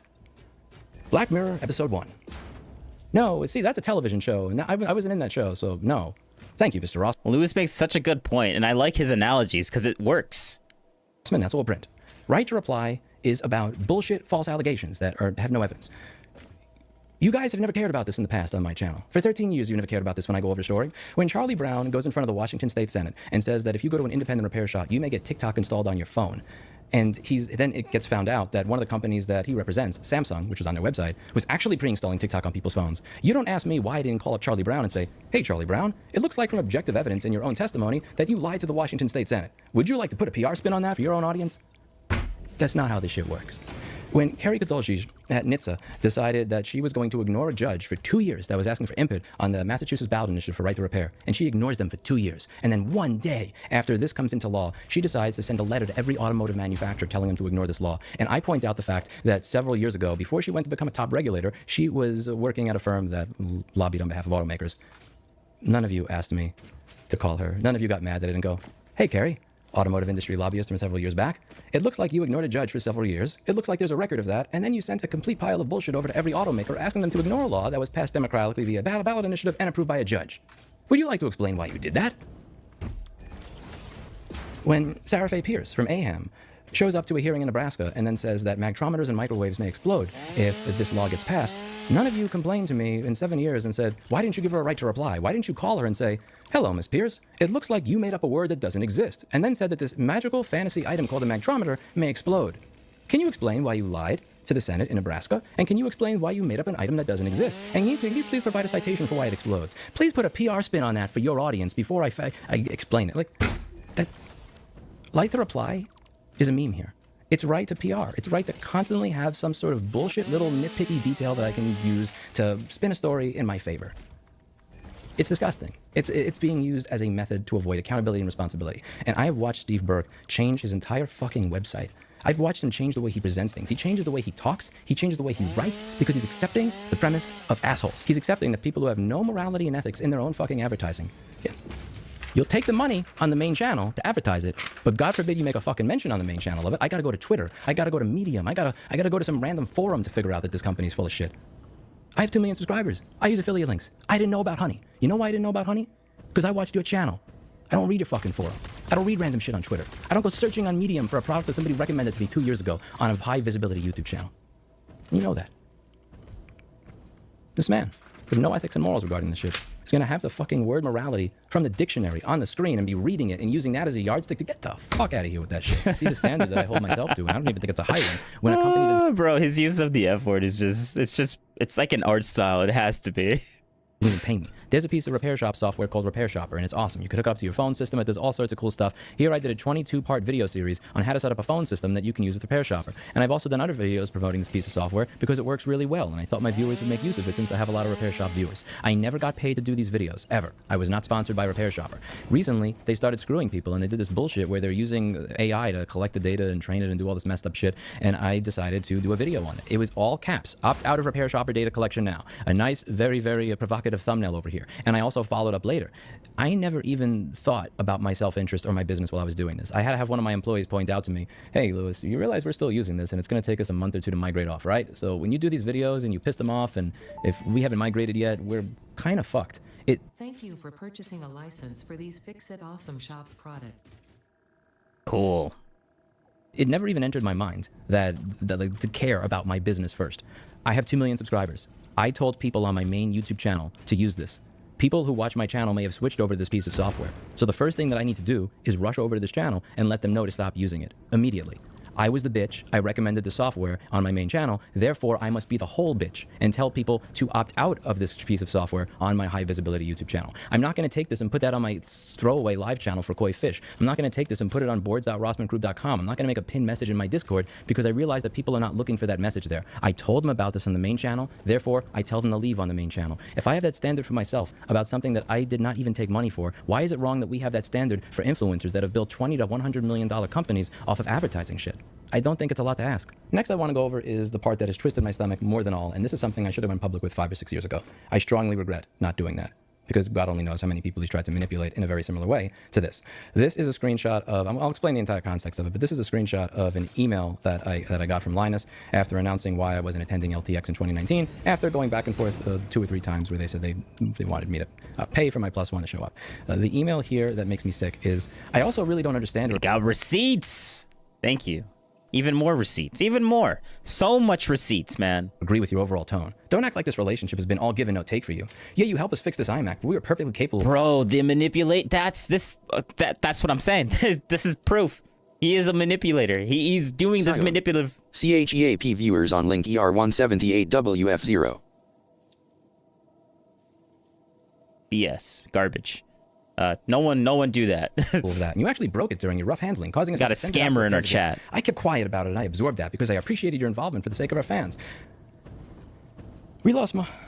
You damaged the motherboard. I have a bill for the repair if you truly believe I'm a liar, and I must waste time digging it up. You laughed it off in the moment, saying, well, I'm a laptop tech. We had that system deployed for years to one of our graphics designers. So what are we talking about here? So there was this series about a broken iMac that Linus had done. One of his employees broke an iMac. Apple refused to fix it. It was part of a 3 or 4 part story on his channel where he was doing about this iMac. And actually, I remember this. Like when Lewis came on Linus Tech Tips, wow, 6 years ago? That's crazy. Like I remember this. This was actually pretty cool, not gonna lie. I thought it was pretty legit 6 years ago. Now it's not. And Linus has, his thing has changed. Let's just say that. The authenticness from Linus is just gone. Like his credibility, maybe not on tech stuff. Like I guess you guys can still listen to the Linus Tech Tips for like tech stuff. They generally get things right on that. But when it comes to anything else, like drama related or anything to talk about other people, like take it with like boulders of salt, man. Boulders of salt. And he asked if I would show up to be on camera while they're working on it. This is, it's for show. It's for show. It's people like seeing their favorite YouTubers on camera. If yeah, it's entertainment. Crossover, audience overlap, they like seeing that on the screen. And that's not a bad thing. And like, so what? Entertainment for entertainment, man. An iMac Apple refuses to fix. I'm the Apple right to repair guy, so you know, like, it makes sense. So they asked if I would show up for this. They offered to pay for my flight. I was on vacation at the time with my girlfriend. She actually surprised me with a vacation to Canada, and it was actually very, very close to where his office was. So I told him, I appreciate this, but I'm actually already going to be here. Like, I'm not going to take their money when I'm already going to be there. It just seems kind of skeevy. Like, yeah, I'll take your money for my flight that I already booked because I'm going to be on vacation here anyway. Like, it's an Uber ride away from my hotel to get to Linus's office, so no big deal. I go there, fix the iMac, whatever, we work on it, and like, you know, I show up on camera, I have my dry humor, and we're done. A year and a half later, when asking me to show up to LTX again and not wanting to like cover the travel for my +1, he takes out this little abacus that he has in his fucking pocket. He's keeping score of perceived debts and favors. He's using past generosity as leverage. He's minimizing the benefit from a collaboration. He's shifting blame onto me while presenting himself as magnanimous. Like, I kept quiet and absorbed that. Well, thank you very much, Saint fucking Sebastian. I really appreciate that. He demands a high visibility retraction. He tries to control the narrative. He switches this victimhood thing by accusing me of spinning a story, and he turns a business decision into a personal attack. He gaslights me by saying I seem emotional when my email is actually quite measured and business focused. The most telling part of this is that he took a very simple business decision, and he dug into this little bag of guilt, and he pulled something out just to manipulate me a year and a half later. Disgusting. Disgusting. What's that? What's that, brother? Let's go over all the reasons that this is disgusting. So I'm going to provide you with the context, and then I will also provide you with some examples so that you can have an idea of just how ridiculously manipulative this is.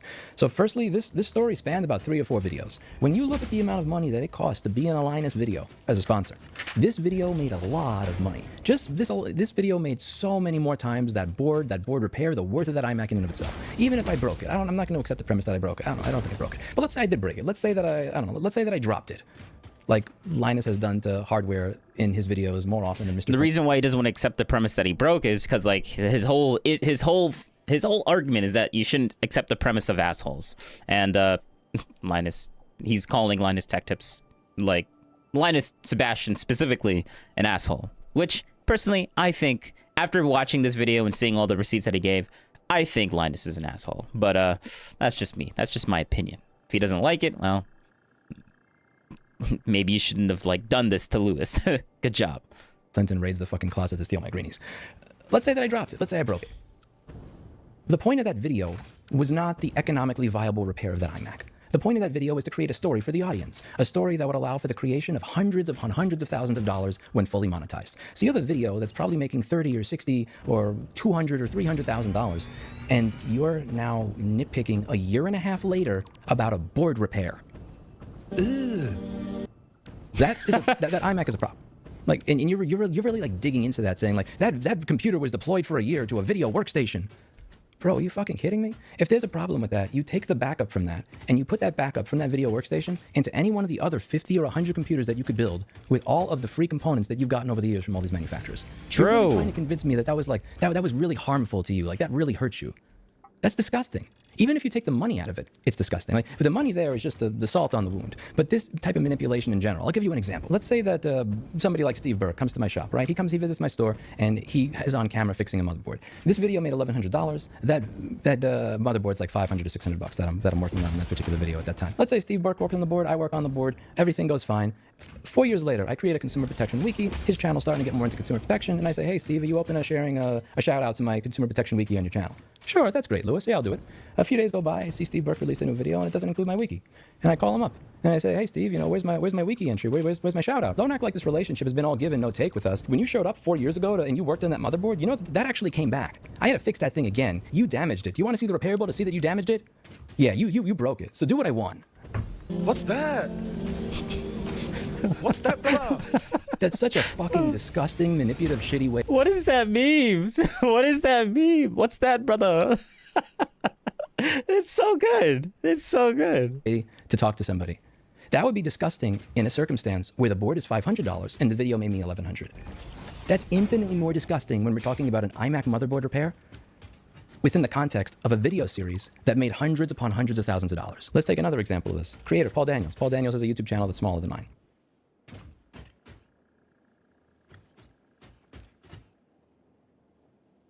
Oh, we just got to look at it, I guess. Well, you guys can pause the video if you want.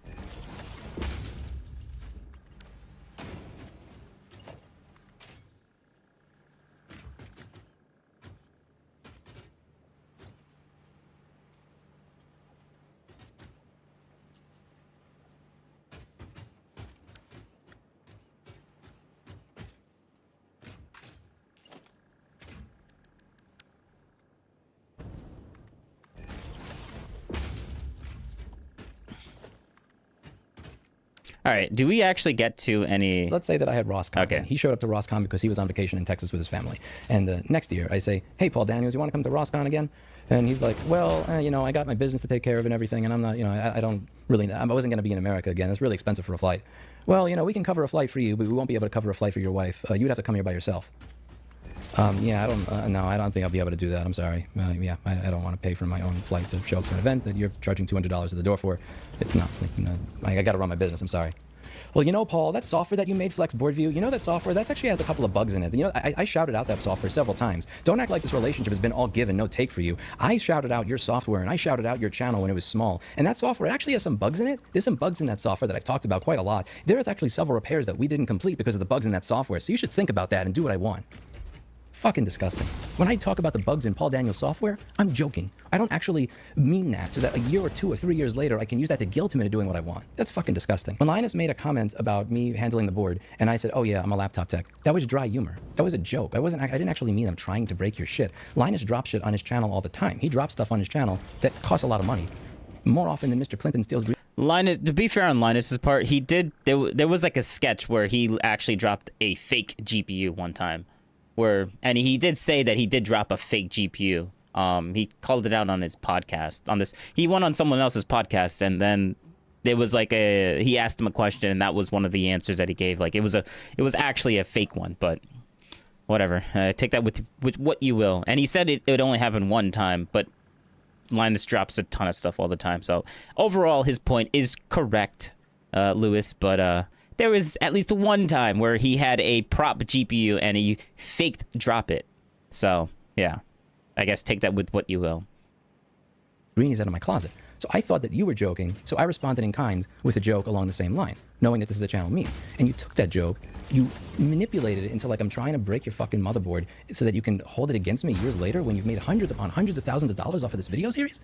Are you fucking kidding me? So that I could show up to your for-profit company's conference that you're charging people at the door for, saying, look, you'll get to see all your favorite creators. You can see Jay's 2 Cents and Louis Rossmann and everybody else. There are people that probably went to that conference thinking they may be able to see me. And I was willing to show up for free. All I asked, can you pay for the +1? And you're not willing to do that. I'm allowed to say no.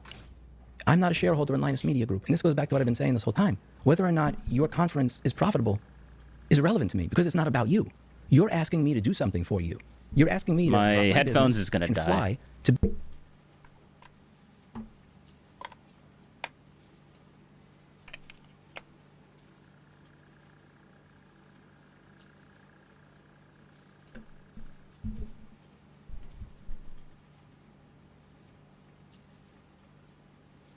to go to your country, to go to your conference for no money. And I'm saying, yes, I'll do that. Can you allow me to not tell my girlfriend that I'm sorry, I have to spend the week away from you. We can't do anything together because I have to fly to Canada and make Linus money. Damn. Linus is not going to like that framing. Services that are loss leaders.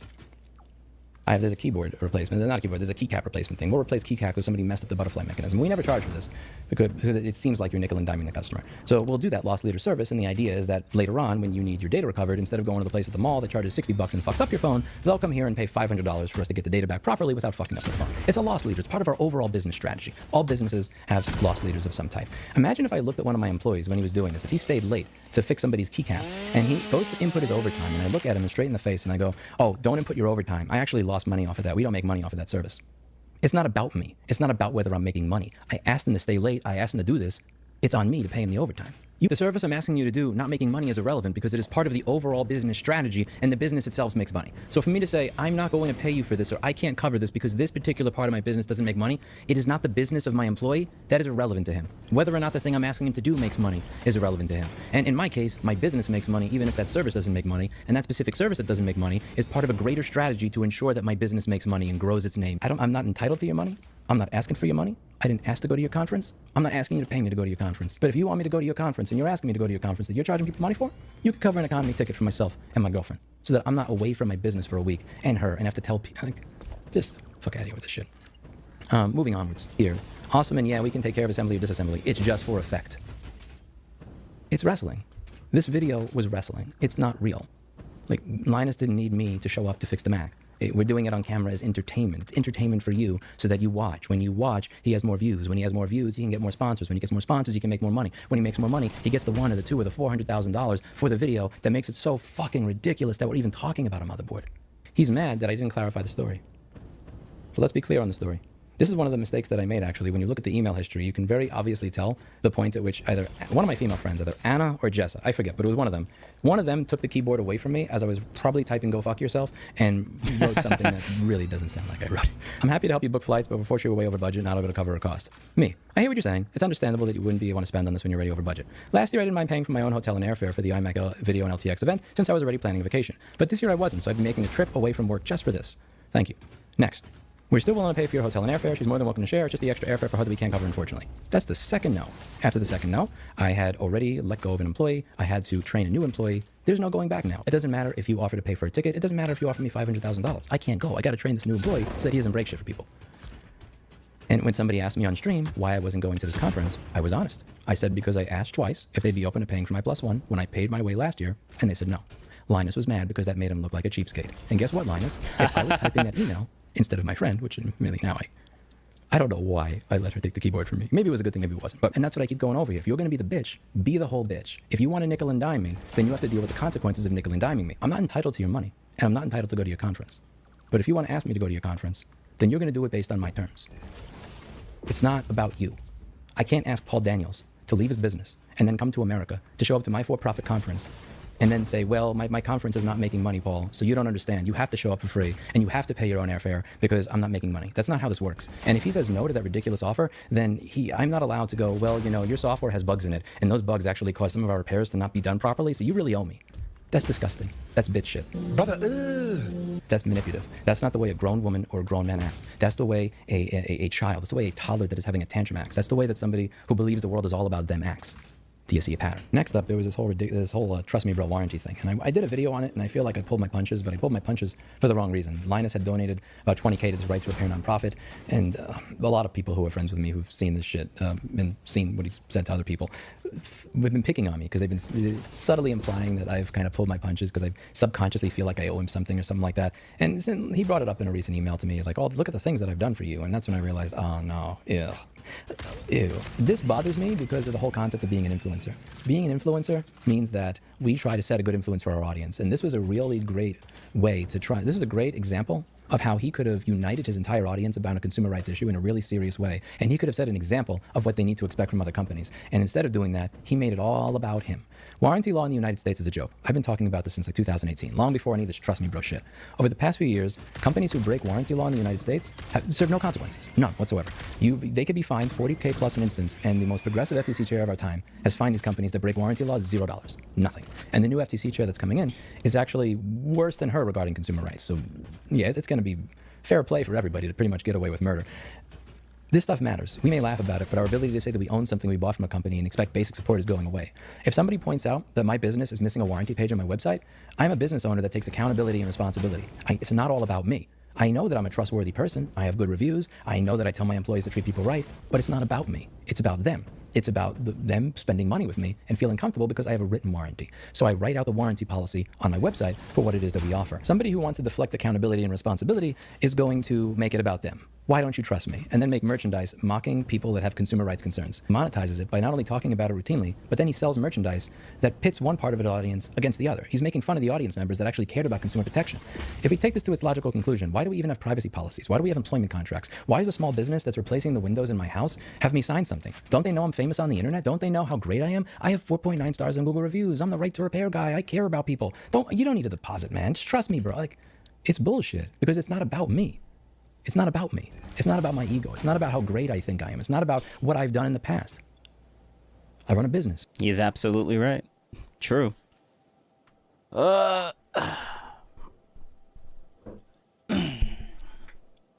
gonna have to eat something soon. I haven't eaten anything all day. I need to start streaming earlier in the day because I get so hungry later in the day because that's typically when I start eating. But, yeah. He runs a business. Information you don't even need to know. Warranty policy. His business is a contract. Linus starts saying, oh, well, you know, if businesses wanted to screw you over, they could screw you over if they really wanted to, even with a warranty policy. I guarantee you don't run your business like that. Is your employment contract trust me, bro? I guarantee it isn't. Can your employees start their own YouTube and Twitch channels? Can your employees even talk about pay with one another? I don't think they can. I am confident that the same person who's saying that warranties written are not really that important because the company can always screw you is probably having his employees sign employment contracts before they start that dictate what they are and are not allowed to do. Can they start their own YouTube or Twitch channels talking about hardware? Do you trust them not to start their own YouTube channels, or do you have it in writing? Can they discuss their pay with other employees? Because these are things that my employees are all allowed to do. Are yours? They can't, because you don't let them. This is a bad influence. Not only do you have a different standard for yourself than you have for others, but you're good enough of a cult of personality to convince people that this is actually funny.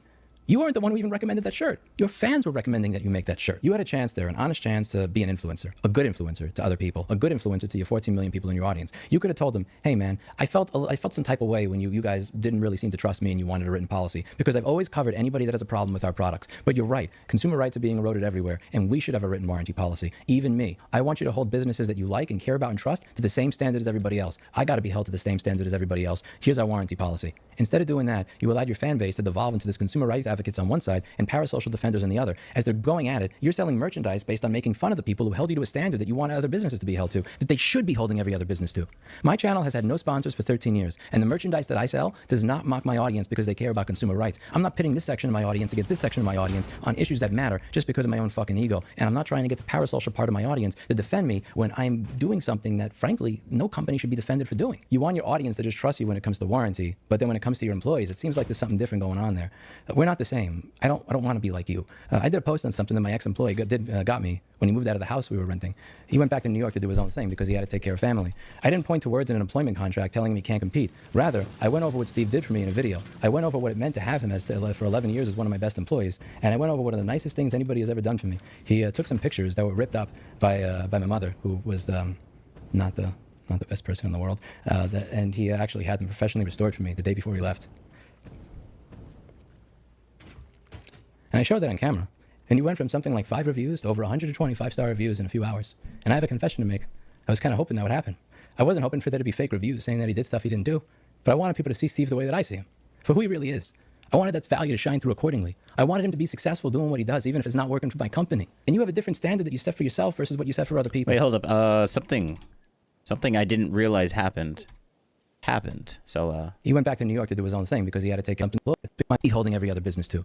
My channel has had no sponsors for 13 years, and the merchandise that I sell does not mock my audience because they care about consumer rights. I'm not pitting this section of my audience against this section of my audience on issues that matter just because of my own fucking ego, and I'm not trying to get the parasocial part of my audience to defend me when I'm doing something that, frankly, no company should be defended for doing. You want your audience to just trust you when it comes to warranty, but then when it comes to your employees, it seems like there's something different going on there.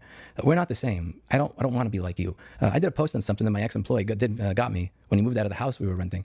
He went back to New York to do his own thing because he had to take care of family. I didn't point to words in an employment contract telling him he can't compete. Rather, I went over what Steve did for me in a video. I went over what it meant to have him for 11 years as one of my best employees, and I went over one of the nicest things anybody has ever done for me. He took some pictures that were ripped up by my mother, who was not the best person in the world, and he actually had them professionally restored for me the day before he left. And I showed that on camera. And you went from something like 5 reviews to over 120 5-star reviews in a few hours. And I have a confession to make. I was kind of hoping that would happen. I wasn't hoping for there to be fake reviews saying that he did stuff he didn't do, but I wanted people to see Steve the way that I see him, for who he really is. I wanted that value to shine through accordingly. I wanted him to be successful doing what he does. Wait, so Steve was the one? Like Steve, like the line, this guy, Steve? Are you talking about this Steve? He used to work for you? Ex-employee? Is that the ex-employee that left your stuff and went to go do his own thing? Are you talking about this Steve? I'm confused. Because, like, that's probably why he's making this video. And why he cares about Steve's reputation and how it's being tarnished by Linus Tech Tips, basically. Even if it's not working for my company. And you have a different standard that you set for yourself versus what you set for other people. I'm not sure if that's what he's trying to... And I'm not showing what he's saying is actually this Steve that used to work for him. But maybe this is closely related somehow. I guarantee you, your employees don't work under that trust me bro bullshit. Going back to that video that you did about Steve, where you changed the title of it 3 times, and you had the word morality in there from the dictionary, and you're reading the definition of it. You're, Steve, there's a screenshot in that video of a message you said that you sent Steve. And I asked Steve to read it to me over the phone. And Steve was confused because he said, I never got that message. That's strange. And he says, that was sent to my other phone. Interesting. I'll tell you another thing that pisses me off about Steve from time to time. You ever watch a romantic comedy? I hate rom-coms. The only thing I hate more than rom-coms is influencer culture. But there's always these two-dimensional characters in these romantic comedies. There'll be like some woman that's playing a ditz, and she'll just wonder, why are all these men being so nice to me? As she's scantily dressed or something like that. And like, that's Steve. That's Steve when dealing with people like you. So when you did that video, you changed the title on 3 times. You had the definition of the word morality on screen and you were reading it. There was a text message that you were showing that you had sent Steve. And you made a remark about how you sent this to Steve to try and work with him, but he never replied to you. He never replied to the text you sent. So Steve's telling me about this message and he reads it to me. And Steve says, oh, I didn't get this message. This is weird. I never got this. Oh, that's interesting. It looks like it got sent to my other phone. I asked Steve about the history of his phone numbers, and apparently Steve had his number changed several years ago, and he alerted everybody to it, including you.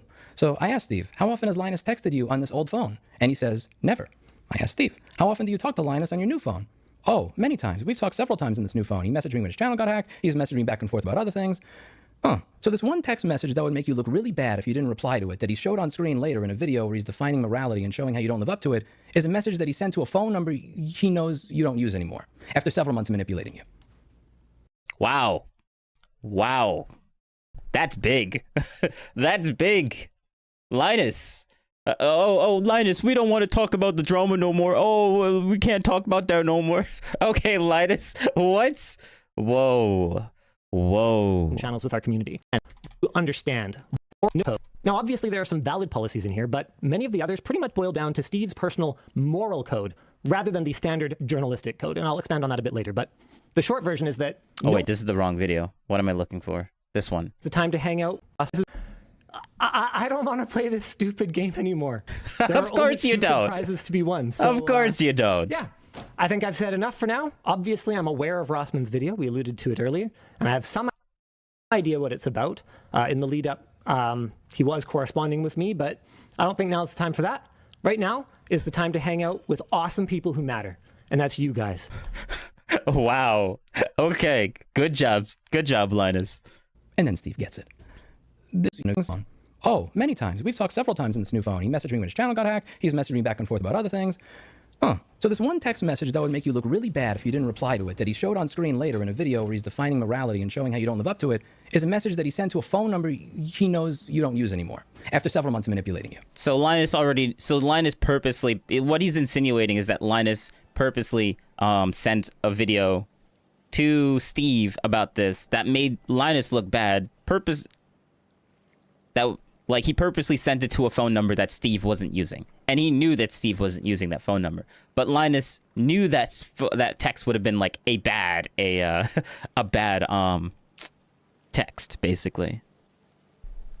Now, we don't know if Linus actually himself did it. I'm going to give a little bit of charitability. We don't know if Linus actually sent that to...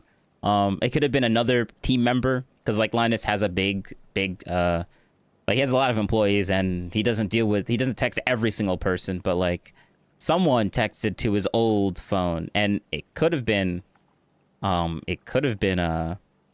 someone else using Linus's phone number, but I don't know. I highly doubt that. And then Steve gets it. This is the stuff that makes my skin crawl, because I was there. I was there when he said some shit to get me to say, oh yeah, I'm a laptop tech. He took that thing, and then like 18 months later, he used it to manipulate me and make me look bad or feel bad. So Linus explicitly texts an outdated number that Steve has not used since 2021, in spite of knowing Steve's current number for emergencies, like during the channel hack, and then publicly presents himself as the wounded party who never got a response. This, in my opinion, that's a calculated move to control the narrative. Linus is painting himself as a victim while making Steve look like the callous guy that didn't respond. It's manipulation of facts to create a false narrative, playing victim while knowing the full context. That's public image management at the expense of the truth, and using selective information to damage someone else's reputation. That's classic narcissistic manipulation. I find that shit disgusting. Just like the email they sent me. Just like this thing where it's always about him and he can't take accountability or responsibility for anything. We're not the same. We may both be influencers, but we're not the same. Steve Burke does not want to be like you. I do not aspire to be like you. If I put my best interests and my image above my audience's well-being, I want them to unsubscribe from me. If I argue with my customers over having a written warranty policy because it wounded my poor ego and self-image, they should trust me. Look, I've always done the right thing. I want them to stop using my business. If I have employment contracts like this, I want my employees to quit. All of this stuff will be necessary. It will be a necessary catalyst for self-reflection and change. I have failed and fucked up more times than I can count in life. I know I'm a fuck up. But on behalf of myself and others, I try to not judge myself in how I fail. I judge myself in my conduct and picking myself back up. I asked if you want to figure out why you are the way that you are. I know why I am the way that I am. It was a long journey to figure out. I had a fucked up childhood. What happens from the age of when you're born to 17 is not on you. What happens from the age of 18 and onwards, that's on us. We got to figure that shit out. I watched that video Linus did in 2020 where he's questioning everything, what he was doing. That is actually such a big, that is such a thing people need to like really comprehend. Like, what happens when you're a child? Like, he's so right with that statement. I don't really know what else to say to that, honestly. But like, but to like point it out as much more than like, I'm just gonna repeat what he said. But yeah, that's true. Like, you're not accountable for, or you shouldn't blame yourself too much of what happened from those specific ages that he pointed out, like from 0 to 17, and then any 18 upward. That like you should really like do more self-criticism on that part, because like a lot of responsibility comes to like the parents. The parents have a lot of responsibility to why people are the way that they are. As much as parents want to resolve themselves from responsibility, like they have a lot. They have way more than 50% of the responsibility of their kid turning out the way that they turn out. And parents like to take it when their kid becomes super successful. Like, oh look, see, I had that kid. It was a great kid. But if the kid turns out to be really bad, oh, well, the parents are like, well, I mean, there was issues. Well, we don't know. Like, things just happen. And I'm like, okay, yeah, all right. When the kid turns out bad, it's not their fault. When the kid turns out good, it's always the parents' fault. Yeah, that type of mentality is it's an interesting thing, interesting concept. Doing his impact on the world. That happens in real life. Fun of and called these names in school and being picked on. I have full sympathy for people who had crappy childhoods. From birth to 17 is not your fault. You didn't choose that. From 18 and onwards, that's on you, and that's on me. The problem with people like me, the problem with us, my boss, other successful people, people that have way more money than my boss, we're too successful for our own good. That includes me. Linus is probably worth 100 to 200 times as much money as I am. I'm just guessing there, but probably 100 to 200 times as much. But it's the same principle that applies. We're both too successful for our own good. And I've told my boss this many times at Futo, and I don't mean it in a disrespectful way. For you to be worth over $20 million in your early 20s and to be worth billions of dollars in your 40s, you would have to be completely irrational to take my advice without seriously challenging it. If somebody with 20 YouTube subscribers criticizes my strategy and how I can improve my channel and get engagement, at 2 million subscribers, I'm not going to take them seriously. If someone with 6 reviews on Google Maps tells me what I really need to do if I want successful reviews for my business, when I have over 1,700 5-star Google reviews, I'm not going to take them seriously. I'm not worth 1% of what Linus is worth, but that doesn't mean I'm not in a privileged position in contrast to a lot of people in this economy. The point being is that the problem with people like us is nobody checks us. And when they do check us, we check out. I want to make this political, or I'm going to make this related to Destiny. If someone's going to like get charged for and sued for like basically, like, isn't it like some sort of like sexual scandal, and sued for that, and having like a character that isn't really the best, then why should I listen to any of his arguments for like why other people, Trump, character, like why should I listen to any character arguments that they would have for like, say, as an example, Trump, you know? So that's a really good analogy. Really good analogy. I think I'm gonna take that one. For you to get as far as you have by being you, it would almost be irrational to take someone else's advice and just change on a dime. In our position, we need. And the reason why I say that is because there's a guy named Destiny, streamer. He likes to criticize Trump on a lot of things, on his character and like the ways that he talks and all that type of stuff. While Destiny right now is in a lawsuit with a, I guess, an e-girl streamer, and she is suing him for, because he released very spicy pieces of content that he should not have like posted or leaked to other people. Let's just say that. And now she's I don't know if it's a defamation lawsuit or if it's like a sexual abuse lawsuit. I'm not sure. Constantly check us to ensure that. But it's one of those. While the good part of us got us this far, we could have gotten even further without the bad part. When I see that phone number shit back and forth with Steve Burke, that shit makes me sick, because you tried to do that type of shit to me in 2019. And I lived with somebody for 17 years that did that type of gaslighting shit to me. It made me sick. I don't like seeing it. It's a pattern. It's a pattern that I've pointed out here, and it's a pattern that many other people in your audience have pointed out regularly. You don't handle criticism properly. You're never wrong. It's always about you and your self-image. Now, this is not... Yeah, Linus. Call him out, man. Call him out, man. And another criticism for, I guess, a little criticism for Lewis. Maybe this might not even be criticism. It's just like a reality. Like, notice how he said this specifically thing from... 17 years of his life, probably an ex-girlfriend. Let's just say that. I'm gonna highly suggest that what he meant by in a relationship. I mean, yeah, it has to be an ex-girlfriend, because he said in a relationship for like 17 years, right? where he had to deal with that type of nonsense, and it's a pattern. Yeah, like that's, yeah, women tend to do that type of stuff. And guys, if you don't pick up on it quickly enough, or you have zero experience with that type of manipulation, you'll go through 17 years of your life and not notice it until like years on end. And you finally see it, and then you finally see it. It's a pattern. It's a pattern that I've pointed out here, and it's a pattern that many other people in your audience have pointed out regularly. I look back and just change on a dime. In our position, we need people who will constantly check us to ensure that we remember. While the good part of us got us this far, we could have gotten even further without the bad part. When I see that phone number shit back and forth with Steve Burke, that shit makes me sick. Because you tried to do that type of shit to me in 2019. And I lived with somebody for 17 years that did that type of gaslighting shit to me. It made me sick. I don't like seeing it. It's a pattern. It's a pattern that I've pointed out here, and it's a pattern that many other people in your audience have pointed out regularly. You don't handle criticism. Okay, so he said specifically live with someone, so it could be an ex-girlfriend, or it could have been his mom, because he did mention his mom before. So 17 years that did that type of gaslighting shit to me. It made me sick. I don't like seeing it. It's a pattern. It's a pattern that I've pointed out here, and it's a pattern that many other people in your audience have pointed out regularly. You don't handle criticism properly. You're never wrong. It's always about you and your self-image. Now, this is not addressed to Linus or his audience. This is addressed to the dozens of people that I've heard from that have experienced similar bullying, who have not come out because they don't want to be deemed as brand unsafe. They don't want to become a pariah in their industry, and they don't want to ruffle the feathers of somebody who is this spiteful and manipulative. I felt a turn in the pit of my stomach in 2019 when I got those emails. Steve felt a turn in the pit of his stomach when he, like I, realized why you sent that message to the wrong phone. When you said on stream, you made him look callous on stream by virtue of him not replying to it. This message is to the dozens of people that have likely experienced similar bullying. This message is also to the people that I know have, because you've messaged me it, and you haven't released your interactions with him.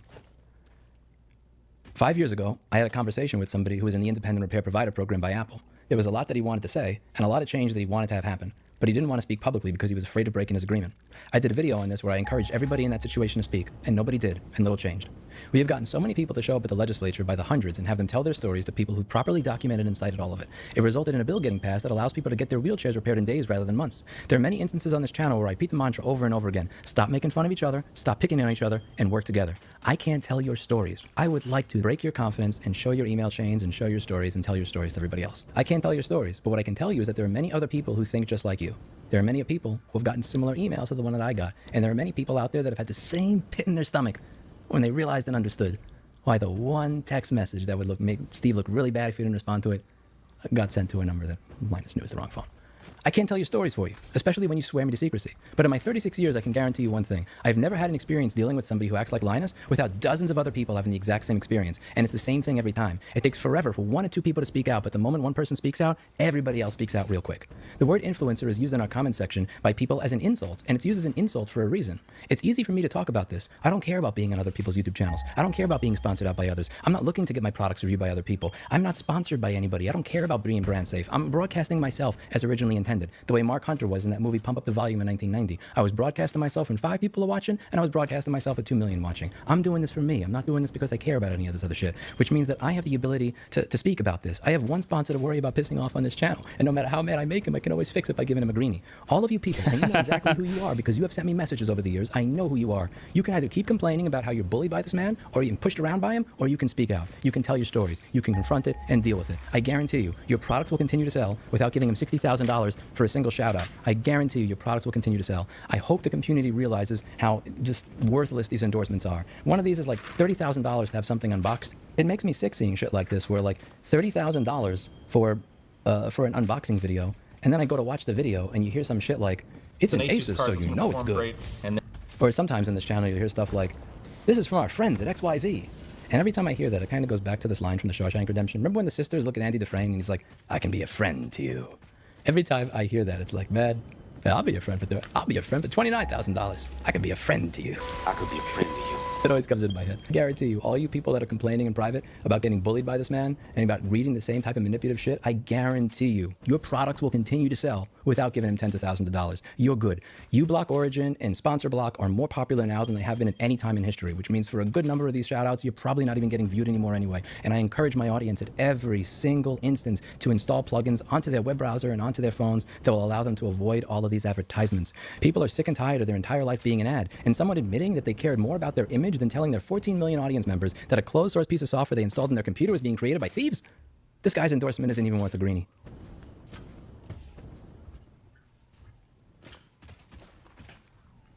Band together. Spend your money with creators that take accountability and responsibility. Spend your money with people that have ethics and backbone. You will spend far less money. In the long run, you'll have more return. It's time for a change on this platform, and this starts with you. I do not want this platform to be known for this type of influencer. I want this platform to be known for influencers like Mr. Jack, not for influencers like you. I don't want to be like you. Steve Burke doesn't want to be like you. Alan Parsons doesn't want to be like you. I wouldn't want to be like you. That's it for today. And as always, I hope you learned something. I'll see you in the next video. Bye now. Damn. And that's it. That's it. Wow. Wow.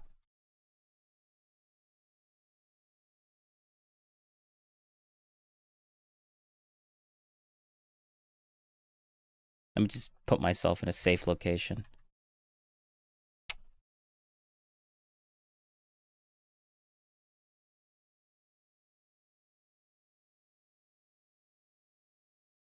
Boom. Safe location. And yeah. All right.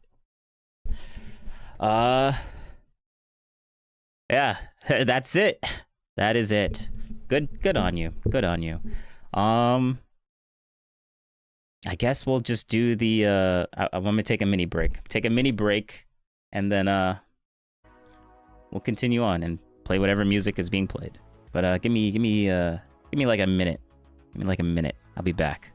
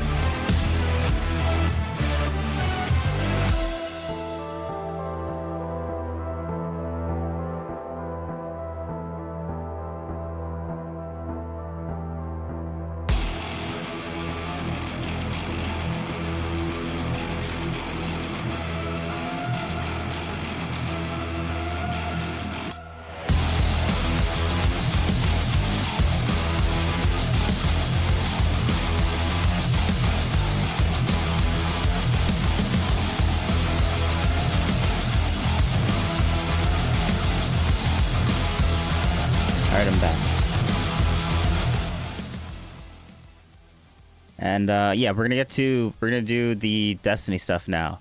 But honestly, we could start with this one. But I really want to talk about Erudite, this lady right here. She's the video with actually literally watching the well, we don't need this. Watching the not new allegations, the talking with Erudite. My opinion on the Destiny stuff has changed a little bit because of all the new stuff that came out and a little bit of peer pressure, let's just say that. But this video, yeah, talking with Erudite, Destiny's allegations.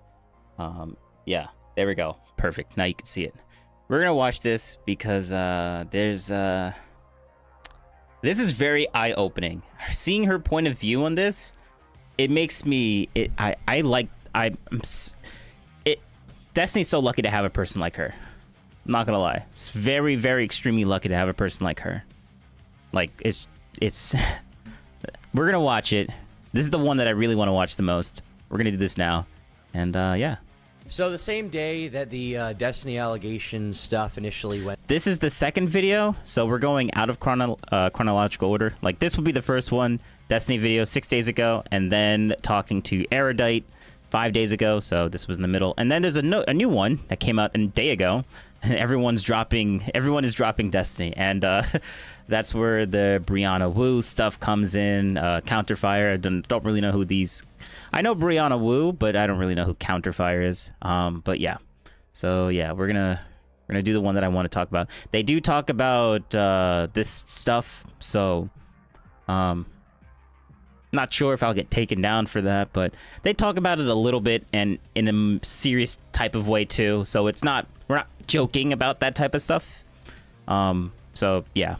Went public. I got reached out to by Erudite, Not So Erudite, or Kyla. She's Destiny's co-host of the Bridges podcast. She has a business with him, and she also was seen in the DMs interacting with Pixie, the alleged victim of the allegations. And basically, she wanted to talk to me about her position based on the fact that there had been a lot of DMs leaked where it looked like she was kind of trying to, at least from my perspective, initially cover for Destiny and maybe help him out and quell the situation from going public. So she wanted to talk to me about that.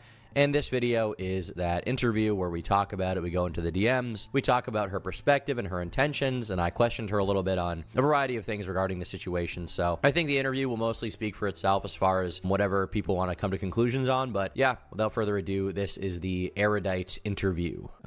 She personally said, "Hey, I saw a video where you said Destiny Erudite. I can understand how you came to that conclusion from the information that's available and the framing that's going on." Oh yeah, for anyone that's actually watching the video from the VOD, no, not the VOD, the stream, well, the stream, the VOD, or the edited down version, I didn't blank those out. He blanked those out, which I appreciate it because then I won't have to do it. But if there's like some sort of inconsistency in like what I blank out and what isn't blanked out, know that some of it's from me and some of it's from him. Yeah, that's all I really need to say. If you're open to hearing me out, I'm down to talk to you about it in private. I'm also comfortable with you recording it and using that for content. I like you, and I think you're one of the few unbiased and responsible commentary YouTubers. So I feel like you might be open to getting my side with extra context and information. So we're going to be doing that. No word from Big D, but this is, I guess, the best we're going to get for now. I think he said he wouldn't be talking about this stuff pending certain legal action, so we'll talk to her about it. We'll see what she has to say. Maybe it'll be good. Maybe it'll be bad. Hello? Hey, how's it going? Doing all right. How are you? It's been a day. Been a long day. Yeah, just to let you know, I'm recording already, in case there was any question, just so it's totally clear. So yeah, what did you want to talk about the Steve stuff that's going on? Yeah, I figured I wanted to reach out to you, as I said, just because I think you're probably going to be the most fair, but it also seems like, so I'm only really going to speak probably to my side, and then if you have questions, I'll answer what I can. And I guess like the main thing for me is it's when people are looking at the texts that I'm sending back and forth with Pixie, they're getting like a very clip-chimped version of the exchange. Just so you are aware, I've talked to Pixie about an hour and let her know that I was talking to you just to get consent. So I asked her basically if I could give you DMs to basically be like, the way I'm getting painted here is like really, really far from the truth, and I don't really know why. You look like Ghislaine Maxwell. I know. Yeah. And so I guess I'll maybe start with like the first. So I called Pixie and she immediately was like, I'm so sorry. And just so it's clear, you can text her as well if you want, like on Discord, and confirm like everything you want with her. Like I'm not like she's totally fine with it. She mostly just feels really bad about this. So this was the text that she sent me today, just so you have an idea of like where I'm coming from and that she is like agreeing. She knows that I'm sending you these texts.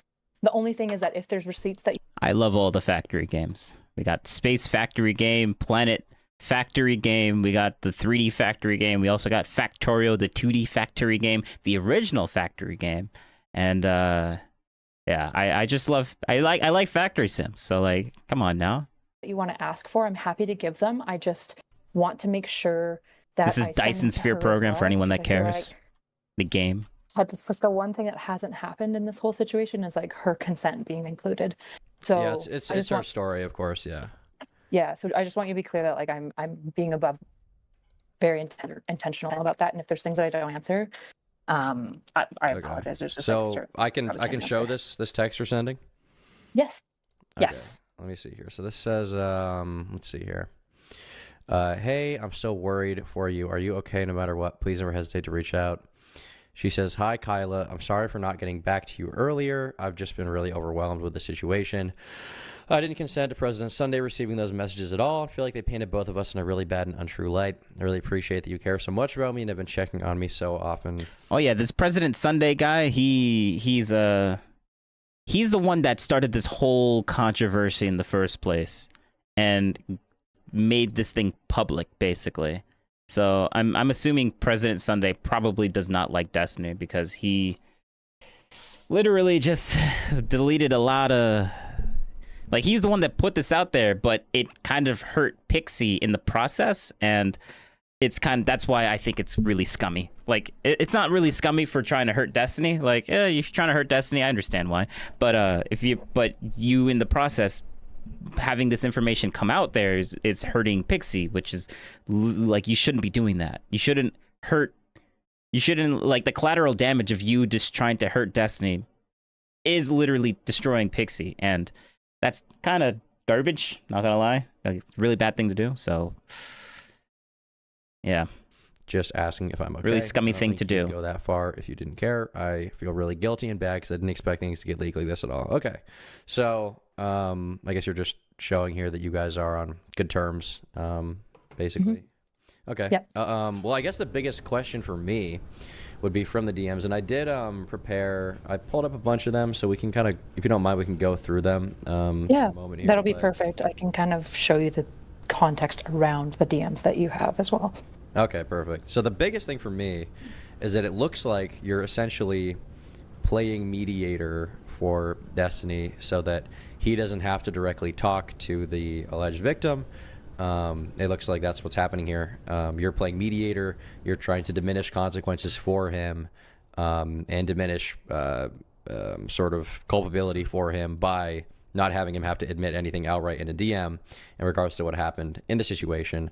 The situation being that it seems to be the case, at least, that he essentially got an explicit video of them together and then sent that to someone without her consent. To your knowledge, is that true? Did he do that? So I've also, just to be clear, I already told Destiny that this is what I was going to say to you as well, so everyone's just like fully consented, and I can again show you all the DMs of me letting him know that this was what I was going to be saying. When I confronted him in Miami, like early December, when I went down in person, because I wanted to talk to him in person, and I was like, what the fuck is this? And I asked him, did she know you were recording, and did she consent to it? He said that she did know about the recording, like she's aware, she did consented to the actual filming of it, but he said specifically, probably not. Like, it was 3 years ago, I don't remember specifically, and like things were open like this, but yeah, probably not. I didn't get like explicit consent. And I said, Steven, that's really fucked up. Like, that's not okay. And so, just to be clear, he would say, I didn't completely say, but I read that very strongly as him acknowledging that he did not have consent to give it. Right. Okay. I guess the biggest question from there would be, once you... Yeah, Destiny's like, oh wait, actually, I can put this to 1.5 because they don't speak so fast. Lewis talks really quickly. Destiny talks really quickly. I can't put them at 1.5 speed because 1.5 is essentially almost 3 times speed for normal people. And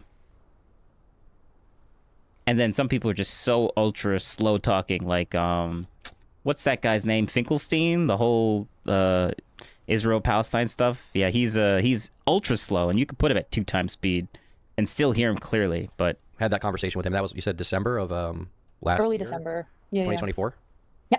Okay. Yeah, so this you guys is had a understandable. conversation. How did things develop from there? Yeah, so I was notified. So when the leaks happened, I was having like a community event. So I wasn't actually aware of the leaks until I think just like honestly like a random person messaged me being like, have you seen this? And I was like, no. I still actually haven't looked at the leaks. I have like personally just a policy about never looking at like leaked nudes and stuff. But that's back. So this is back before I talked to Destiny or Pixie. That's when I reached out to straight away because I was hearing that it might be Pixie. And I figured if it was her, I was also hearing that she's saying it wasn't her. And so I was like, if it was or wasn't her, I don't really want to put her on the hot seat with like me talking to her and making her feel confronted. So I'm just going to like check and see, because to me, if he didn't even have consent to record the video, then this is a whole different ballgame. Like it's a whole different plan of action of like how I'm going to process what's going on. Right. But to your knowledge, you did so, have consent to record, just not to share it. Yeah, or at least consent to have it. I don't know if he recorded it or she recorded it and sent it to him. I'm not actually familiar with like how the video was made. But yeah, it sounds like the consent. He had consent to have the nude in the sex tape, but not to send it out. That's what Aaron said to me, and I was like, okay, well, thank fuck he didn't record somebody without Aaron them is even knowing. straight grade? Yes, Aaron is Okay. straight grade. Okay. Yeah. Okay. Gotcha. All right. So you found that out. Sorry. I texted Pixie. Yeah, so after that I texted Pixie. So for context, Pixie and I have been friends for like well over a year. Like we're not just two orbiters, but we worked in PB together. When I'm in Miami, I hang out with her all the time, independent of Steven. Like we have our own friendship. We've been good friends for at least a year. So as soon as Aaron confirmed to me what was going on, I was like, okay, now I feel comfortable like checking in with her and seeing how she's doing. Texted her and she basically like immediately told me like everything that was going on. And I was like, okay, holy shit. I believe let me just check because I don't want to give you wrong information. I believe we called a bunch because I checked in on her a bunch as well. No. It was all over text. Yeah, it was not on Discord. It was all over text. Okay. So December 12th, I texted her and I was like, hey. She's like, hi. And I said, do you want to chat or just have a friend? I'm really worried about you. She This is once responds. you found out about the stuff that was going on with the Once I videos found that were out. being public. Exactly. Yeah. Okay. So I reach out. I don't know. You don't probably need me to read everything, but basically she tells me that she's feeling a little bit suicidal, but she's not planning to kill herself immediately. And she's like trying to figure out like what to do about it. Like I said, this is I don't know how the platforms that I'm on is going to handle this, but if I get nuked randomly or there's a cut, well, it's because they're talking about something legitimately serious. So The situation. I respond, but tell me everything. I'm really sorry. I won't begin to tell you. I understand because I don't, but I do care, and I do want to see you safe and find peace. Do you mind if I ask to spend some time with you? She said yes. We make a plan to meet up, and then we meet up. December 13th. We're talking about the time. I send her a restaurant. We go against that one. Malua. Okay, Friday, December 13th. There we go. So Friday, you guys December met up 13th. in real life and had a conversation about how to proceed? Yeah, and how she's doing. Because at this point, Had you talked to Destiny, Steven, no, about this stuff? I had heard about Abby it at Anders. this point, and he had Hey. basically like hey, what's up? Thanks for stopping by. the only thing he had said is being like, hey, We're not doing something any too like, it's kind of boring right now, but like there was just a video that we just did and I'm kind of taxed out on it, so I'm a little kind of just enjoying the fact that we're listening to this. But so what's going on right now, there's a guy named Destiny. You have no idea who he is, and there's this girl that's Destiny's friend. Destiny is being accused and being sued of like some sort of sexual harassment type of thing for leaking a female's nudes on the internet. And this lady, the girl that's talking right now, is Destiny's business partner / friend, and she kind of comes off as like kind of defending him a little bit. So this is her making her case on like what she's actually doing. So yeah, cut you up to speed. hey, I'm worried about Pixie. Like, I think she's suicidal. Like, you should, like, if you want, you should probably check on her. He told you that he was worried about her being suicidal. Yes. Okay, so Abby you Anders. go check up on her. You Hey, met good. Oh, okay, gotcha. Yeah. real life. And what? Yeah, but I texted her beforehand, just to be clear. I'd already texted her about wanting to meet up and talk anyways, and Yeah. he just gave me the extra information. She's suicidal. Okay. How did that conversation with her go? it went honestly really, really well. I will say, so like part of when I went into it was I was trying to evaluate like how suicidal, how serious the risk was, and like where she was at, just because I don't know if you're familiar with my background, but I've obviously had a lot of experience with suicidal people. And so like the first goal for me was to be like, are you like an acute risk to yourself? Like what needs to happen? If not, what can we do instead to kind of help you get out of like this place? In that conversation, basically, she kind of told me about how she's been suicidal like most of her life, how she's been struggling a lot. But the concerning part to me in that conversation, I guess, like what more specifically was pertinent was she was actively cutting off friends so that to prepare for suicide. So she was cutting off friends so that if she did and opted to kill herself, it would hurt Abby them less. Anders. So at this point she had... I'm listening and playing Fall Guys LOL. Haha. Yeah, listening and playing. Yep. That's for some reason some people just don't know how to do that. Like some people see people like game and listen to a video at the same time and they're like, not sure how they do that. It's like it's mind-boggling. But yeah, it's more common than people think. Broken up with a couple of friends and stopped responding, and a couple of friends were trying to hang out with her and she wasn't responding. It does depend on the game, though. I don't think she probably wants any of the names of the friends leaked. At least she said, like, please don't give any of the names out. So you can check with her separately if she wants to give you names. But yeah, just different friends in Miami. Yeah. That's fine. I believe that she was suicidal over having her news leaked. And before that point in time, that's fair. Okay, so yeah. So importantly though, she had a stockpile of pills. So I asked her straight out. I was like, okay, so I need to know, like, do you have means? Like, how would you like if you're planning to do it? Do you have a plan? She's like, yes, probably pills. And I was like, do you have the pills right now? And she was like, yes, I do. And I was like, okay. That's pretty serious. So we continued talking, and basically I shifted into like, I'm not gonna lie, like a bit of that intervention conversation where basically you talk with your friend, you figure out how things are going on, you understand them, and you try to find things that they feel tether them to life, right? And so one thing that she really cared about, she does care about her friend, she doesn't want to hurt them. Another thing she cares about is she does want to see like some level of like justice for the situation. She thinks what he did was wrong. And to be clear, I agree with her. I've told Steven that, I've told her that. Like I've never minced words about being like, yeah, he did something really wrong here. To be clear, going into that conversation, you didn't know that the video was shared unconsensually? No, because Aaron had already told me like a week before, so I was already aware. Yeah, I wanted to talk to Pixie, and then I wanted to talk to Steven to see how he would respond afterwards. Okay, so during the conversation with Pixie, did she, because you talked about her fidelity, did you guys talk about other stuff in terms of like how she was feeling about it, or her recourse? I mean, you said she wanted to seek justice. Was she thinking about a lawsuit at that point in time? So we talked about a bunch of her options. She was like, she had looked into a lawsuit at that point. I don't know how much I can say about her lawsuit, but basically it wasn't something she wanted to consider for a couple of legal reasons that I probably would let her describe, but one reason I think can be fully public would be that she didn't want her name out there. I think she said that in DMs to Steven as well. Okay. Abby Anders. So she was very worried. Brew, I hate people in this game who stand right at the finish line and cross right at the end to be the last person to cross.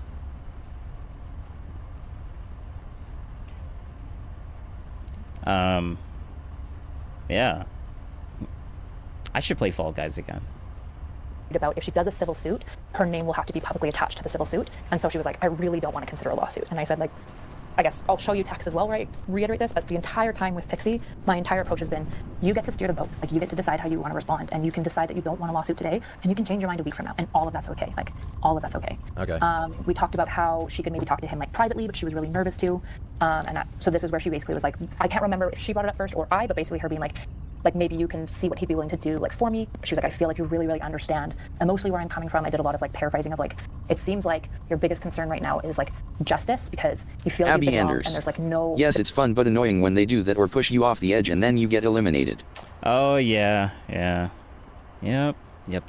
True. There's no direction for you to correct the situation, and you've been betrayed by your friend in, like, a pretty major way, and there's nothing for you to do that doesn't kind of publicly implicate you, and so you want to work with him privately to find a better resolution that you feel at peace with. She's like, yes, that's exactly what I want. I want to know that he... Not gonna lie, I would be that type of that asshole that would do that. Oh man, because it would be like yeah, it pisses people off, but like I think that's the reason why I find it hilarious. But I won't do it to people that I like, though. Let's just say that. Random people, maybe. He's not going to do this again, right? That was I'm a troll. Conversation. Or I can be. So we talked about a couple of strategies about how she could do that. I was like, you could message him. You could go through, like, other people to message him. You could go through a civil lawsuit. You can take 5 days and just, like, think about it. Like, you don't have to decide right now, but just, like, let me know what you'd like. And that's when she was like, yeah, I think I'd really appreciate if you just, like, told him where I'm at, communicate, like, emotionally. She's like, I feel like when I communicate with him, like, he's not understanding it. I don't feel really understood. And I feel like you do understand me. And I said, okay, yeah, I'm happy to communicate how you're feeling too. Okay, so then from there, you go and talk to him, at which point you already know from, based on what Strader said, that it seemed like it was shared unconsensually. What did he say? Abby Anders. Confirm that. So Pixie... Yes, true. also confirmed that when we met. Okay. Okay. All right. And that's when he said to me, so when I confronted him, I said, did she agree to it? And he said, probably not. It was like 3 years ago, so I don't remember exactly, and I didn't think it would be a big deal, but yeah, Abby probably not. Anders. So I took that as him. I do it to sometimes. Yeah, it's fun sometimes, but it is annoying when it happens to you. And I try to get around it. I'd be smart about it. If someone's gonna try and do it to me, I know exactly how to counter them. And then they get mad at me for countering them, Abby and that's Anders. just like the perfect. Exactly. Yeah, it's just the perfect way to do it. Saying no. To be clear, he never said to me, I guess, explicitly no, which is probably something that he might take contention with. I'm not sure. Okay. All right. So you guys have that conversation. So at that point, you know, Pixie wants some kind of justice, doesn't want her name out there. You know, obviously what Steve's position is. Where does it go from there? From here, you kind of start mediating conversations between them and what he wants versus what she wants. Well, at first I basically go like a big part of this was, okay, he said to me, like in my recollection and my perception of the conversation, felt like he was saying like more or less like, I mean, yeah. And I was like, what are you doing? Like, this is a big fuck up. Like, did he this isn't recognize how okay. bad it was? Yes. He's like, I know. And I was like, it's really bad. And he's like, I know. And he was like, he's like, okay, I don't know. I think publicly he hasn't said what he's doing like legally behind the scenes. So I like literally can't tell you that, but he told me a number of things just because like, I don't want to get caught up in a lot of the lawsuits in part. And secondly, I think if some of the things get public, it could like implicate part of what's trying to be done from both sides, I think, as far as like investigation and stuff. So, he basically like told me what he was doing behind the scenes as far as like what to do. And then I was like sitting there being like, okay, but like, what did you say? Like when she first approached you, I was like pushing him and he was like, fuck, like, I don't know. He's like, if you want, you can just read our entire DMs. Like I can show you our entire DMs of like what I said to her so that you know like how I responded. And I was like, to be honest, I would appreciate that. So Are these the same DMs that already got leaked or is this a different conversation? Fuck, I would need to look. I think almost all of them are the exact ones that got leaked, except rather than it being like clipped up into little images, it would be like the entire thing and like their whole conversation, which has lots of extras in it, but more or less I think what's been leaked. Okay. And what was your impression of that conversation once you read that? Basically, I read that as, okay, so he knows that he's done wrong.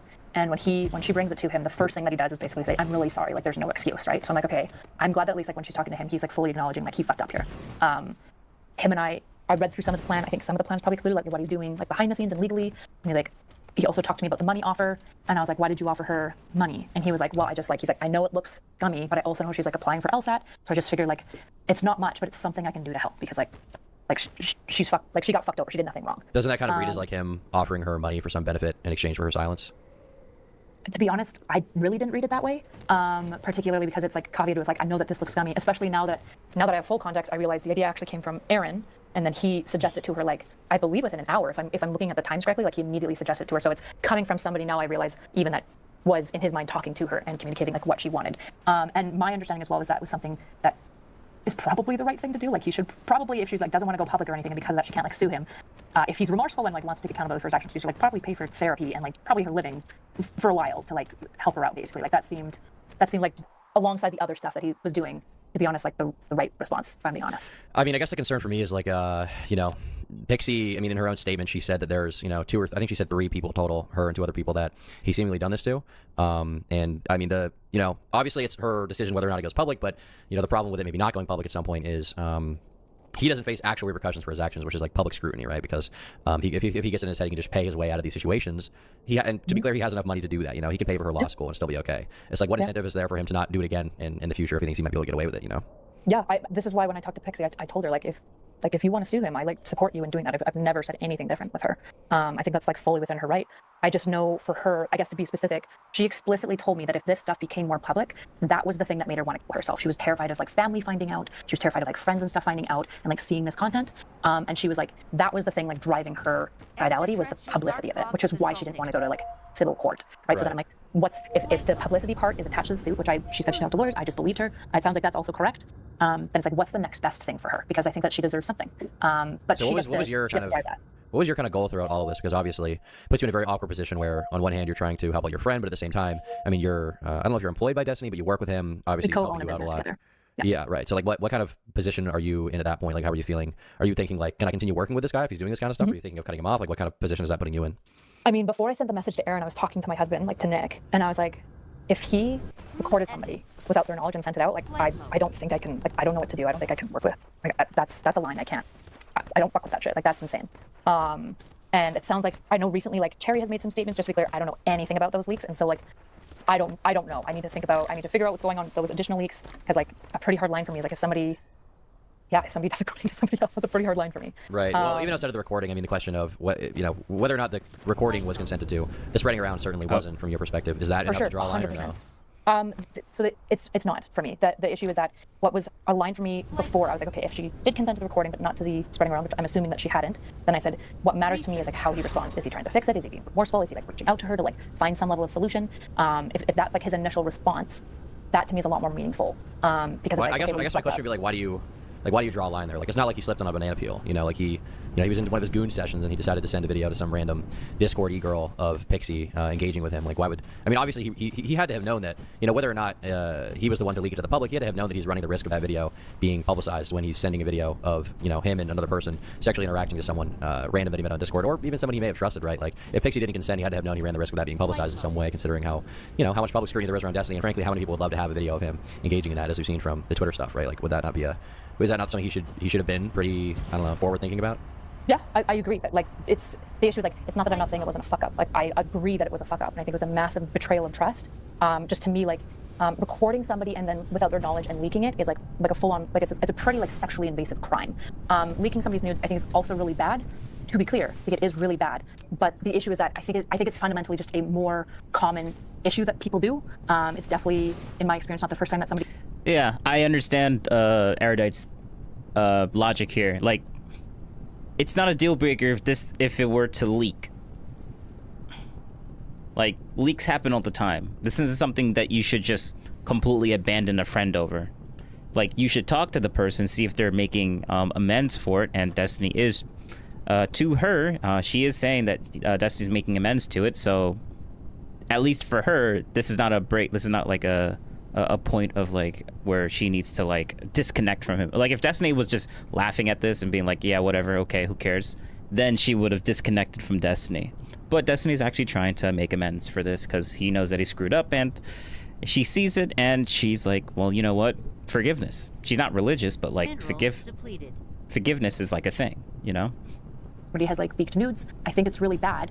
I think it's not okay. Like, when you hear about like guys like showing other guys like tits that some girls showing, I think it's gross, and there's a reason I don't. Yeah, I agree with that, and I would want to hear my friend out and let him tell his story. But this isn't a bunch of high. Yeah, true. Yep. High schoolers, right? This is a 35-year-old guy who's doing this. Sure, but the law and morals are different, right? In the case of like recording somebody against their consent and then releasing it against their consent is a totally different action to me than like having it sent to them and then thinking it would stay private because they're sending it to somebody else and giving it to somebody else, which they shouldn't have done. Like, these are just the intention and everything. And this is why at the beginning of this entire thing, I said, Destiny is very, very lucky to have a person like this in his life. Very, very lucky. It is a lot different to me. So is your concern entirely the legality versus the morality? Because the morality not really a big question for you? No, I think morality is a really big question. But I'm saying that basically, to some degree, I suppose I'm saying I agree with the law here. I agree with the law drawing a line here. Like, she's literally sticking with him when times are tough.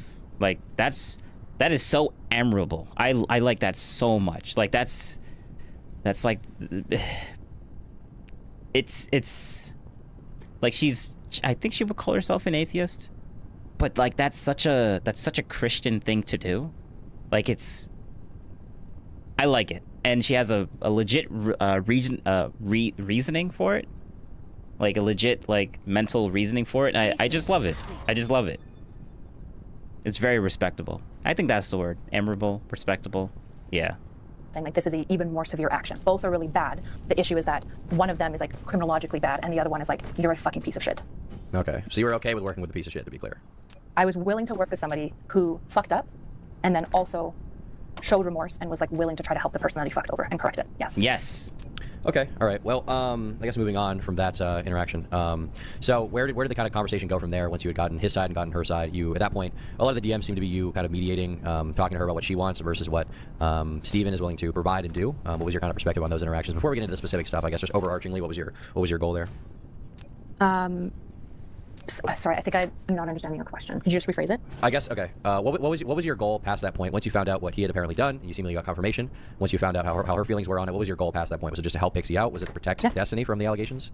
No. So like this is the biggest frustration. I don't know if you've seen the Fairy Queen leaks or whatever. I don't know why people keep saying this. They keep saying that I asked her to delete the comment, but you can just read my message. I explicitly tell her I'm messaging her because I don't want her to remove the comment. I want her to remove the identifying piece where she talks about like friends, because I don't want anything that could narrow it to Pixie, because the main thing that Pixie has said to me over and over is the publicity piece. So the only thing that I have cared about, by and large, has been following what Pixie feels that she needs in that moment, right? Listening to like what she's asking for. There's certain things it's possible that she could ask me to do where I'd be like, I'm not comfortable facilitating this, right? But saying something like, please don't make my name public, please don't address it publicly, and please like try to keep it as quiet as possible. 110% I'm going to do that, like no question. So you say the if you look at Fairy the Queen leaks, you mean is this message, right? Let me just to confirm with you.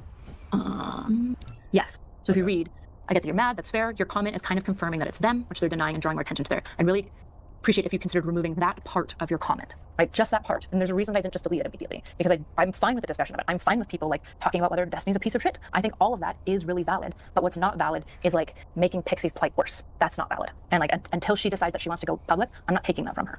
Right. So here, Fairy Queen asks, they say, do you acknowledge that Melina is claiming Steven shared these videos without her consent? Have you confronted Steven about this? Will you dissociate from him for sharing another woman's sex tapes without her consent? You said, gotcha, I'm not an extension of Steven, you're not a feminist, and you blocked her. Were you blocking her because it seemed like she wasn't going to edit her comment, or because you didn't want to answer these questions publicly? Like, what was the concern here, I guess? It basically seems like, so Fairy Queen and I have a history, just to be clear. A really weird history, where she constantly is accusing me of things and then coming to me behind the scenes to like help with reality or certain things. And the reality is that if somebody's life is at risk and they need help, I'm just going to give it. I'm always going to give it. And so Fairy Queen at this point and I had 2 separate interactions where she had come to me because somebody she knew or a friend of hers was suicidal and she was looking for like steps about how to handle it. And I helped her every single time. One of the times was also a mutual friend, like Xena. All that stuff is very, very public. I did a lot of the similar stuff with Xena. I met up with her. I think with Xena, I actually spent a night at her house just to like keep her safe when she was really distressed. Xena, I also did like multiple safety calls for her where like I reported like as she was attempting like to the police and stuff like that. So Fairy Queen has this weird dynamic where she keeps coming to me for help with stuff, which I'm always willing to, but then she'll also be like, but why are you such a piece of shit? Why are you friends with Destiny? He's a horrible person. And I'm just like, look, like if somebody needs help, I'm always willing to. There's lots of things I disagree with Steven about. But yes, I'm still willing to work with him. So that's part of what's driving this. When she like sent all those questions, I was like, oh, so every time she said like one thing that she really cares about is women, I don't know if I believe her, because it seems like she's willing to hurt Pixie to like get at Steven. And I'm not interested. And at that point I blocked her and deleted the comment. Gotcha. Okay. All right. Well, yeah, because she's not a feminist if she's willing to hurt Steven and have Pixie as collateral damage, and Pixie's like, she's a female, so like if you're willing to have her as collateral damage while trying to hurt the other guy, then you're obviously not a feminist. And that was the whole point of her saying that. That makes sense. With that out of the way, I think the thing I wanted to go over next would be all the text messages between you and Pixie that got leaked. Now, before we get into that, I guess my question would be from you. Do you know the way that these text messages, it looks like iMessage, do you know the way these texts got leaked? How did this end up getting out? Who was this sent to that ended up sending it to someone that ended up getting it publicly? What was the chain of events here? It sounds like Pixie sent it to Aaron, trying to like basically like this is what Kyla's saying. Pixie and I have talked. She's also willing. Her and Aaron aren't talking anymore, but she is willing to like if need be. Obviously, she wants to be as publicly implicated as possible. So if you need it, you can probably reach out. But also, I don't have it because I didn't ask for it. But basically, she was constantly telling Aaron like, "What do you think about this? This is what Kyla's suggesting." And Aaron was saying like, "I think she's being sneaky," and Pixie was being like, "I don't think she's being sneaky." So I think the only text she has is because those are the specific screenshots that Pixie sent to Aaron. I'm not 100% confident. From my understanding, Aaron directly leaked them to Sunday. I think Beckett of Crabs or whatever, he covered all the leaks on stream. It sounds like Sunday got them directly from her. I don't know how Beckett got them. I think some people are saying I think it might have been through Smugbug, because Aaron's good friends with Smugbug. I don't know, though. I have no idea how Beckett got the DMs, and I don't know if Nicholas got it from Beckett or from Sunday Abby or Anders. what the transaction is. Hey, this guy was waiting at the end of the finish line to be the last one, and he didn't get to cross in time because someone beat him to it. That's what he gets for doing that. Get wrecked. No idea. Okay. And I haven't seen Pixie directly talk about Sunday or I guess maybe Bad Empanada is someone that people are talking about right now, but I saw her just let me find her tweet real quick. In her thread, she had said something to the effect of let me see here, I've got it. Okay, so she said, if you're a leftist who has talked about the situation without so much as contacting me, you owe me an apology. On top of being a victim of revenge, I now have to deal with people lying about my dating life and further dehumanization of me. I know I shouldn't elaborate more, but I think one of the worst parts of what's happened is learning how so many people I genuinely thought were my friends are so easily willing to betray me. I don't understand what I've done to them to make them want to treat me like this. So do you know who she's talking about here, or is she not willing to? I'm speculating it's Aaron. I didn't ask her specifically. I would speculate Aaron. I know she's feeling, she basically, I called her tonight and she was like, Kyla, I'm so sorry. And I was like, are you okay? And she was like, Aaron backstabbed me. Like, Aaron backstabbed me. So I'm assuming it's Aaron. And Aaron is a leftist, but I genuinely have no idea. I would assume though. Okay, gotcha. Yeah. Okay. All right, well, do you want to get into the text? Sure, I think it's probably worth saying, because I think people are like, the biggest question people have is like, why I'm sticking around Destiny. And so I just want to like answer that question, I think, a little bit more extensively, which is A, if something else comes out about the leaks, which is like more pernicious or criminal, I realize like I probably won't, but I don't engage with friendships in the way that it feels like people are kind of expecting me to. This is actually the part where I said I need to watch this. This is the part where I said I needed to watch this. So yeah, listen to this very, very carefully. Maybe in the public, I'm really staunch about like rehabilitation and like journeys and processes, which means that like if I have a friend who's done a bad thing, they're not like dead to me. I'm not just going to drop them immediately. I'm going to confront them, usually in a way that I think is most productive, particularly if they've done something that I think not just violates like my values, but their own values. This isn't the first time I've confronted Steven on different things. It's just the biggest thing that I've confronted him on. But there's been multiple times, like even in this like cutie Cinderella drama, where he started like making fun of her. I was like, why are you doing this? Like this isn't your values. Like this is something you don't believe in. He's like, yeah, you're right. Right. So I think if everyone just disowns people immediately for wrongdoing, like nothing works. I have like my entire dream is to like work with high risk, like my entire career previous to this was working with like drug addicts and juvenile delinquents, like people who've done really, really fucking bad shit. And so I don't know. I understand why people may be confused because maybe they don't feel similar, and I don't put this on anybody else. Like nobody else has to orient themselves towards Steven or anyone else who's done something wrong like I do. But basically, the moment that I saw like remorsefulness, accountability, and like a step-by-step plan of like how he was going to correct the issue. That's when I was like, okay, I can still work with this person because it's like the try and the accountability that matters to me, not just like the actions of them. So I think that that's somewhat understandable from a friendship perspective. I think that the thing that people are going to bring up though is that you guys aren't just friends; you're business partners, and he's not just any business partner. He is a massive liberal commentator who's constantly making moral judgments about other people's actions and behaviors. Meanwhile, he's got this going on. I mean, I think a big part of it is like I think this really calls into question. Like if he even has a right to criticize other people's character and morals. When I mean, it's one thing to be to have everything else that he's done before, which there's a lot. Let's be honest, there's a lot, but I think this rivals all of that definitely in terms of severity, and it calls into question his respect for other people's consent to their own news being leaked. It's like now how can anyone possibly feel bad for him for getting his news leaked when he was doing that to someone else? There's a lot of questions around this, and I mean even on top of that, I mean he's trying to be a serious political activist and commentator, and he's running around messing around with all these Discord girls, sending. And I mean this is not to be clear, Pixie's not the only person who's been affected by this. I mean there's been Lauren obviously, in a different way, but he was sending messages not too long ago that they had shared together, seemingly in confidence, and ended up getting leaked. There's Melina's allegation, obviously his ex-wife, who he kind of painted as like a absolute crazy person, and there's this going on. So yep. Destiny has a lot of female scandals, a lot of old female scandals. Yeah, this is not something new to the guy, man. Like this is just the first time it actually went to a lawsuit. This is the only time it's actually been to a lawsuit. But he had scandals with females before. So there's like it kind of calls into question. I mean, even people are saying like, oh, this is not to write off this. This is not as an excuse for this. But I'm just saying, like I'm kind of desensitized. Or I'm not as angry or livid because he's done this so many times, and I'm desensitized because of that, which isn't.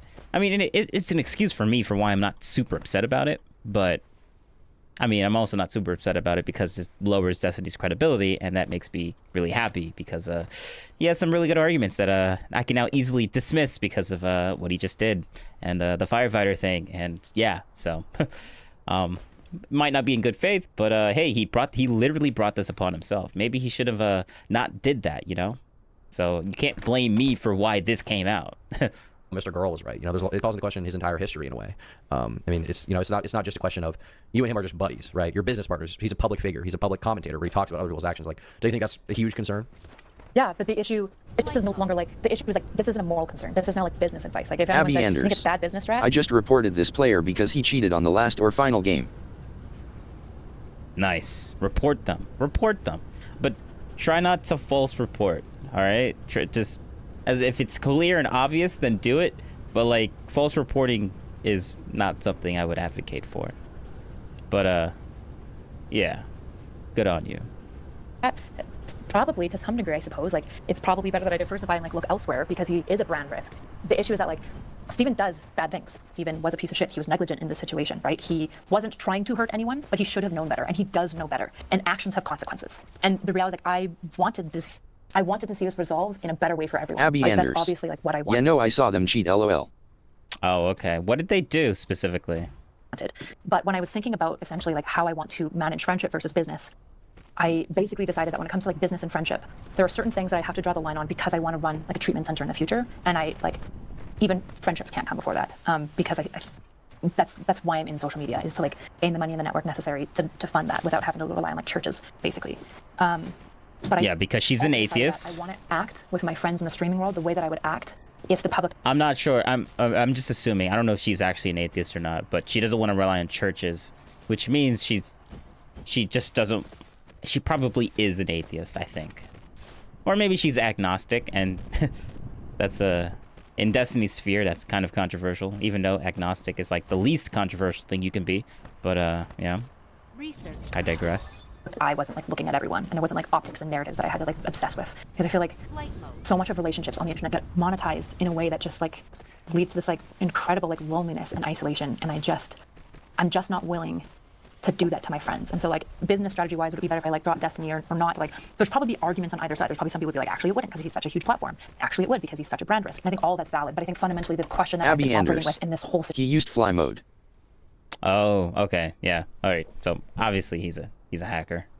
Can't do that. Situation to this point has been, how do I want to conduct myself with my friends? Like how would I treat my friends if there wasn't going to be public scrutiny on top of this? Because I don't know, I guess that's the only way I can sleep myself and like in my mind like have some level of like consistency in how I treat people, because my friendship is going to be determined fundamentally by like who's in trouble now, right? And I don't know if you ever like watched the Amber Heard Johnny Depp stuff, but it's like who's in trouble now shouldn't be the way. Yeah, no.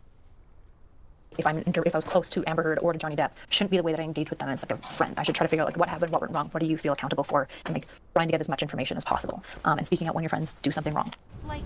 Okay. All right. Well, with that being said, I think it'd be good to get into the text. Is it about time, you think?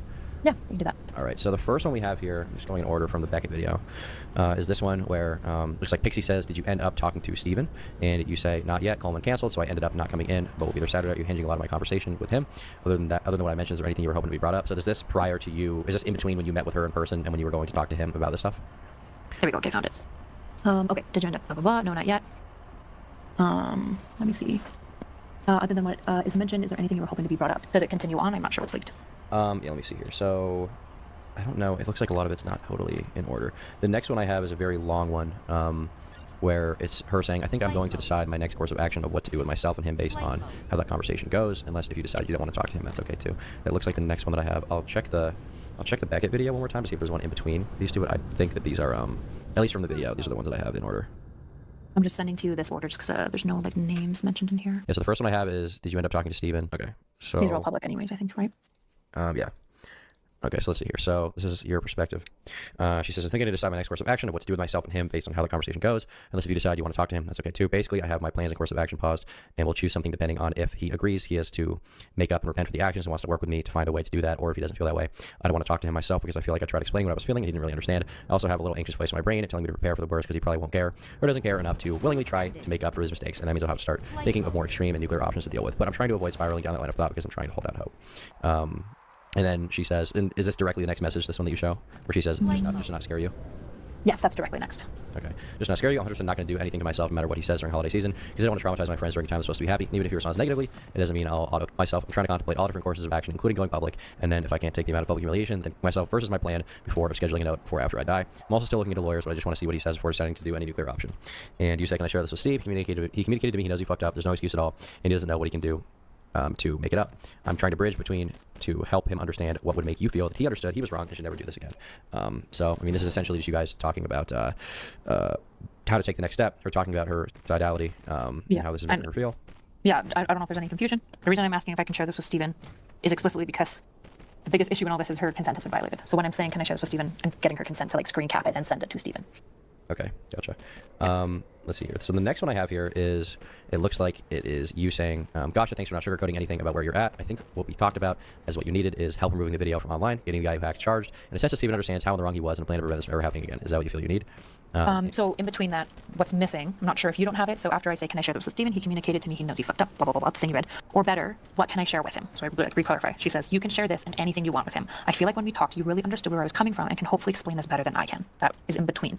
So after she says that she feels like I understand her and I can communicate better, that she appreciates it, I say, gotcha. Thanks for not sugarcoating anything and where you're at. Do you mind if I see that one that you described?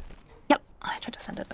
I'll send it again. Okay, so this is all of them in order, and then I sent the one that I just read. So the last one is going to be, I think it's like, yeah, it's like the second or third one. So this context just sounds like it's missing. So this is the in-between one, okay.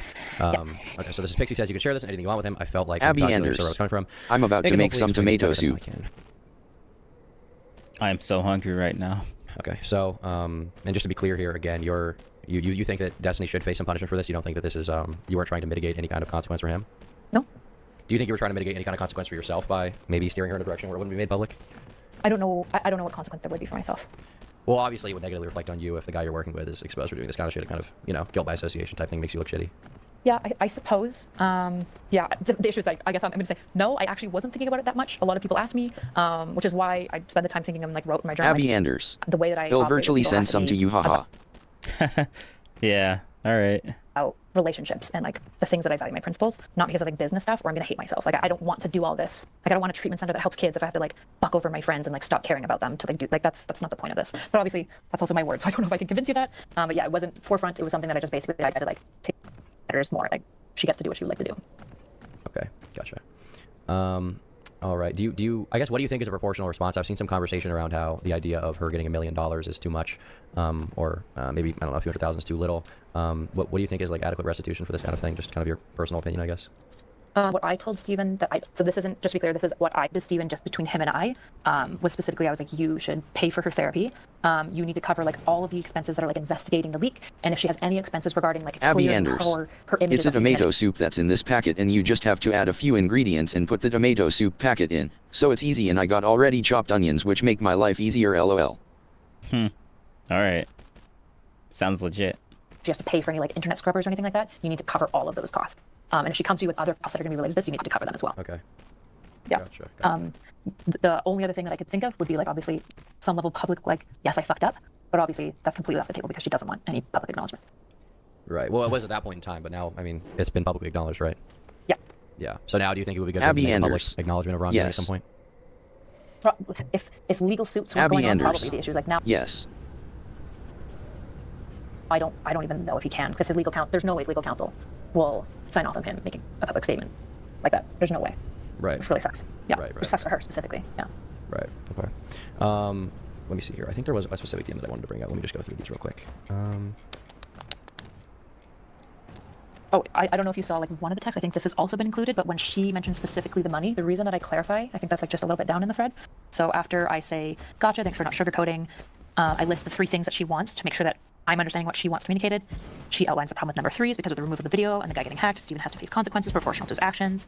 And so I say, okay, so what you want to, okay, so that is what you want. It wasn't clear to me before. This is what you want specifically. My understanding was more rehabilitation, but the specific thing you want now, which is for him to lose a certain amount of money. This wasn't like in a judgmental way. This is specifically because when her and I sat at the cafe, she was like talking about the money, but she's like, fuck, I don't even care about the money. She's like, I just want some sort of consequence so that if he like ever thinks about doing this again, he won't, right? I just like want some essentially like level of punishment. And when I was like, do you want money specific? Like what specifically are you asking for? If I'm like talking to him like on your behalf, like what are you looking for? At the time, she didn't say specifically money. It was just one thing she thought of, but she wasn't bent on it. This is me clarifying because we had that conversation that specifically what she's wanting now is for him to lose money because that's different than what I had understood before. Yeah, we got this DM. Let's see here. You think about it? Because I'm happy to communicate what you need broadly, a sense of justice. I'm not sure what I think about the specifics of money and punishment in this case. I'm not saying you're wrong. It's just the tone has changed from our previous conversation.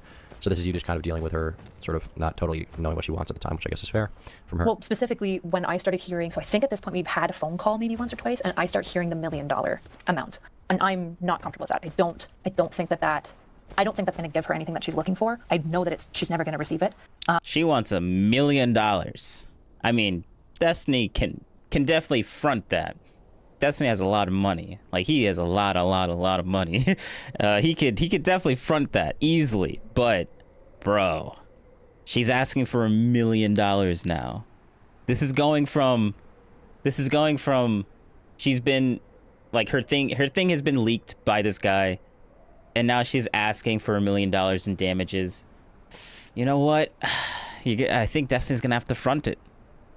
But like to anybody, but the only reason why this is okay, the only reason I can kind of see it as like something that's okay with this, like I'm not outraged by this amount, is because he can front it.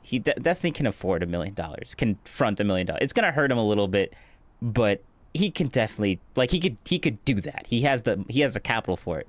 If this was any other person that didn't have that type of money, I would be like, yeah, this girl is, yeah, just don't even like listen to this person. Like, she wants $1 million because you leaked something. Nah, that's ridiculous. That is ridiculous. I don't think that that's like a good direction for her to go, if I'm being honest. But also, if that's the direction she wants to go, I W once or twice, and I start hearing the $1 million amount, and I'm not comfortable with that. I don't think that's going to give her anything that she's looking for. I know that she's never going to receive it. I don't think that that's like a good direction for her to go, if I'm being honest. But also, if that's the direction she wants to go, she should. The main thing is I can't be I can't be the one communicating that. I can't mediate that, because that's now like one of my friends asking like for $1 million from another one of my friends, and it's not something that I necessarily like feel comfortable with. So I'm saying in this specifically, like, I'm not sure if I'm comfortable communicating this part, because it's no different than I understood, but I was comfortable communicating everything else to him. Okay, yeah, because she says, I'm not sure about the specifics regarding money or punishment. I believe in rehabilitation, but part of rehabilitation is penance. The person understands what they did is wrong, takes a corrective course of actions to help pay penance to the victims. So and then I think the following one here is she says, I just want to know he'll never do this again, and this is like the biggest mistake of his life, basically. Yeah, I'm sorry for using you as an intermediary. I can send these messages and conversation to him myself too. I just feel like if he tells me too directly, it would be emotionally harder to handle than if I heard it from you. But I totally understand if that's not something you're comfortable with, and I'm sorry to put you in an uncomfortable position. He's also alluded to financial compensation, but I don't think he really understood the concept of proportionality of the action, since he asked if there were any bills that he could pay. Let's see here. So we've got this message you sent. Let's see here. It looks like her talking about the idea of maybe taking a criminal, but that she didn't want to do that because the justice system is horrible. She says, starts with willing to figure out what this means to both of us, / in a manner that makes sense to both of us. I don't want to cause unnecessary harm or suffering to Stephen. I want to know he'll never do this again. He would be the most effective method of doing so, or jail, but I don't want him to go through criminal court because one, our justice system is horrible, getting people to change their behavior. I feel like it'll be overkill, but I totally understand if you don't want to talk to Stephen about this. I'm just putting it off because the answer is either one, yes, I agree with this course of action. Let's talk about what this would look like in a way that makes sense for both of us, or two, no, I don't agree. I don't want to do that, which then it becomes an okay, now I have to go to court and figure this out. So we've got that. Yeah, I think that's the majority of the stuff from you specifically to go over. So the reason why I said fuck Erudite and fuck Destiny is essentially, I guess in my mind, this is a little too far for me to want to be, I don't know, buddies with someone, seeing that they sent a chick's nudes around. I mean, you know, maybe if he was like 16 years old and he was in high school, I would be like, okay, well, I don't know, 16-year-olds are fucking rich, but I don't know, he just seems a little bit too old to be doing this, in my opinion. It seems to be an extremely precarious situation he's constantly getting himself into with his dick, with these random women. It just seems like very bad. And I guess I do see it as very, you know, I understand you're trying to help Pixie out, but at the same time, like, I don't think he's someone to be taken very seriously. Or honestly, yes, or, you know, trying to, I don't know, like sticking by him throughout all this, and like, you know, I don't know. I guess it just leaves a very, very bad taste in my mouth. I guess it's something that's hard to communicate. It's a little bit of an emotional thing, but I think that's how a lot of people are feeling. It's just like, it's a very fucked up situation. It's very fucked up. Yeah, I think that's fair. And I think if people feel like they can't associate with him anymore, I genuinely understand that. Like, that's not something I would criticize others for. And I think there are others that are in your position. I just understand. That's just fundamentally like not where I'm at. Destiny isn't a serious person. He is an entertainer. Only see him as an entertainer. His arguments in the political sphere, gone. No need to associate with that. Like, true, 100%. Turkey Tom, let's go. I'm not willing to forward. I'm not gonna disown Destiny though, but he's not a serious person. I agree with that part. A specific thing, and it's also something like Pixie and I have talked about, like at some level of length. I don't know if it's meaningful, but like one thing she hasn't been asking. Yeah, I say that as if like Destiny even knows who I am. It's funny. For in part, he doesn't know who I am. He doesn't. If she asked, actually, no. I think Destiny does. He might know me a little bit because like one of my videos made way more views than his like his whole stream like combined. Like there was this one video where I basically just took like actually no, we'll just leave it. Let's just say that I made a video that's very similar to his video and it made way more views than his. I think it doubled and almost tripled the amount of views that he got. Mostly because it's a 10-hour stream and I made a 6-minute thing, but like, come on. Think about it. I don't know what I think. I have literally no idea. But I don't know. I guess the main thing is like I think it's fair for you to say that you disagree with my choice to side with Steven. I think what's not fair to say, which is like spreading everywhere, is that I'm like going out of my way to like gaslight a girl, manipulate her, and to convince her to not go public and like to do Steven's dirty work. When it's like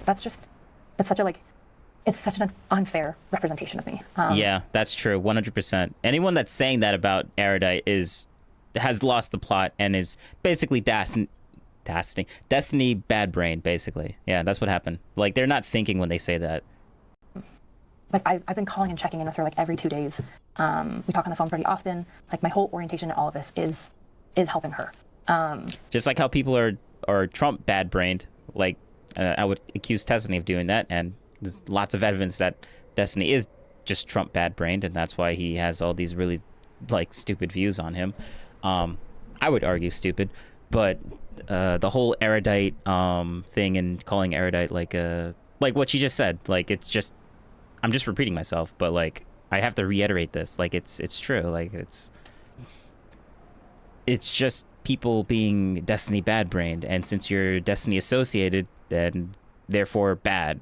So everything that she does that looks like a little bit of a defense, like there's always like a little, they just write her off as like some sort of you're just defending him, just defend him. And then they get conspiracy theories about, oh, you work with him, so it's a financial endeavor. Like, and I'm like, she's literally saying that it's not, but I guess you don't care about her word. Upgrade. And you don't trust her. Like, I think somebody like Destiny, who gets in a lot of trouble with his dick and is interpersonally, I think, really retarded, is probably going to be better off with people who care about him and will like confront him on it, but also not just like drop him. But I think if other people want to drop him, like, I wouldn't say that you're a bad person for doing that. It's just not something I'm willing to do yet. And like, maybe I'll be wrong. Maybe I'll be by my words, but I'm not doing it out of this like willy-nilly, just like too weak. I'm doing this out of like a decently principled stance, which is that typically like I don't give up on people. I think the argument like he's just too old. I'm like, that's fair. It's just tough because I've had so many adult clients that it's like, I don't know, not a lot of 45-year-olds doing a lot of stupid shit. Yeah, age is, there's a lot of older people out there that are just stupid, make stupid decisions, and oh, well, they're much older, they should know better, right? And I'm like, yeah, they should know better, but they still do it, and there's a pattern of them doing it. So like the age argument is like there, like I understand, but at the same time I'm like, it's like you'll blame a kid. I guess they had more opportunities to learn their lesson, but I guess they just don't. Well, and they're just a lost cause, so just dip. I understand the argument. I really do. There really is no defense for it, but that type of argument just isn't good enough for me. It just isn't. Because like, I don't know, trauma and like problems associated with being a fucked up person don't just like go away because you're older. They just like come out in different ways. Yeah. Why do you care about this guy so much when he doesn't seem to care about, I mean, anyone else, at least enough to not share their news around? I guess because I see actually tons of markers of him caring about people and also being negligent and bad when it comes to sexual relations. I see tons of evidence of him caring about people. Okay. All right. Well, I think that answers most of my questions. Is there anything else you wanted to say before I end off the recording? I guess. Do you feel like it is fair in this situation? I guess. What do I do about this? The entire time I've been reaching out to my friend. After the conversation I had with her the first time, she reconnected with a friend she had cut off and was willing to go and see her friends and start calling them more often, and basically made a commitment to like being safe. That's where we made the safety commitment as well. And like I'm doing my best to help my friend because I think that she was wronged here and she's done nothing wrong here. And I also confronted the friend that I think did a wrong thing. But I also am trying to like push and encourage him to change. I've disagreed with him and fought with him on a couple of things about being like, you should do this. You need to be doing this. I don't understand a world where like these actions lead to people going like, you're a bad human being. And I think the way people see it is like you're trying to mitigate the situation with Pixie because you are financially interested in continuing your relationship with Destiny for a profit, basically. I think that's the way that a lot of people see it. Because obviously you guys have a business.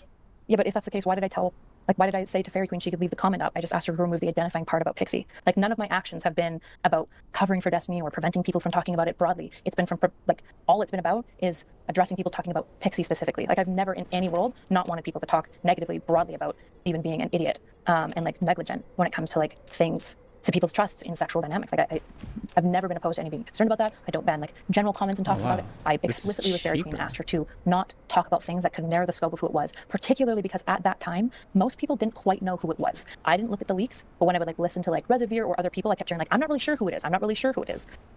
Even like shout out to like Queenman, even though we kind of hate each other, he had like the good grace when he was covering us to like be pretty mindful of not making it clear who were in the leaks. Like that's been my behavior the entire time. Like nothing really differs. That's fair. I mean that's fair. That's why, you know, I obviously I don't know if you know this. I had heard about this stuff for a few weeks. I didn't really have any direct confirmation until a couple of days ago, but I had heard about this stuff going on, but I wasn't going to cover it. Firstly, because you know it was just an allegation at the time. There was no evidence of anything. But secondly, I was under the impression that Pixie didn't want it to get out. And then all of a sudden, I'm in the middle of streaming and I see President Sunday and Cope and T drop videos identifying Pixie. At which point I was like, okay, well, it's fucking out now, I guess. But I was literally in the same thing. I was in the middle of a stream, and then I gave my 2 cents because Wick TV was talking about the whole allegations about when Pixie sent out the tweet saying that she's officially doing this. Like that dropped when in the middle of my stream, so I was kind of like, what just happened? You know, and that's I was like kind of dumbfounded. Gave my 2 cents, and some people didn't really like it. One question would be, and Beckett had actually some people didn't really like it, but it was like they were on the fence. Like, they didn't like my take, but they wanted to like my take. That was the weird thing. Usually I get like just advert hate or just ad hominems, but this time it wasn't really hate. It was more like, I don't like what you're saying, but I understand where you're coming from. Yeah, it was more charitable. People were more charitable with the disagreements this time on that video. Original Kind of funny statement, it seems like, from Pixie, where she implicated kind of Dan Saltman and said that he had told her not to make it public. Do you know why that was in the original one, or maybe why it was removed in the final? I have no idea. I definitely don't talk to Dan about, like, I just have a very strict business relationship with Dan. Okay, gotcha. But Yeah. you didn't talk to Pixie about maybe what she may have talked to you about? I didn't actually know that was in there. I haven't like gone through all the videos today. I've been traveling, as you said, and I've mostly been like trying. Like, I spent the whole morning trying to be like, is she safe? She said, because she told me originally that if she went public, or if she had to go public, she was gonna kill herself. So I like spent most of the morning trying to be like, how if she potentially doesn't feel like, I didn't know if she had leaked the stuff about me. So I was like, I don't know if she feels comfortable with me, but somebody needs to check on her to like make sure that she's safe, because like Sunday painted her pretty terribly, which I think, well, she confirmed to me today, made her make the public post today to try to like clear her name a little bit. Oh, Sunday actually made her look really bad? I didn't know that. Okay. I'll have to revoke, because I didn't watch the Sunday thing, so I don't know if, I just assumed that Sunday only brought that out just to hurt Destiny. I guess she didn't I guess he didn't like Pixie as well, which I guess it makes sense to throw that out there, but yeah. And this is like, I'm gonna have to clarify that. If this happens, like, I am killing myself. So I spent most of the morning, to be honest, like trying to figure out if there was any mutuals that were like willing to basically just like check on her and make that she's safe, and like trying and like going back and forth with Nick about being like, should I reach out to her? Like, I'm not really sure. Like, I'm really worried about her. I don't really want to make a public statement until I've talked to her and like seen where she's at.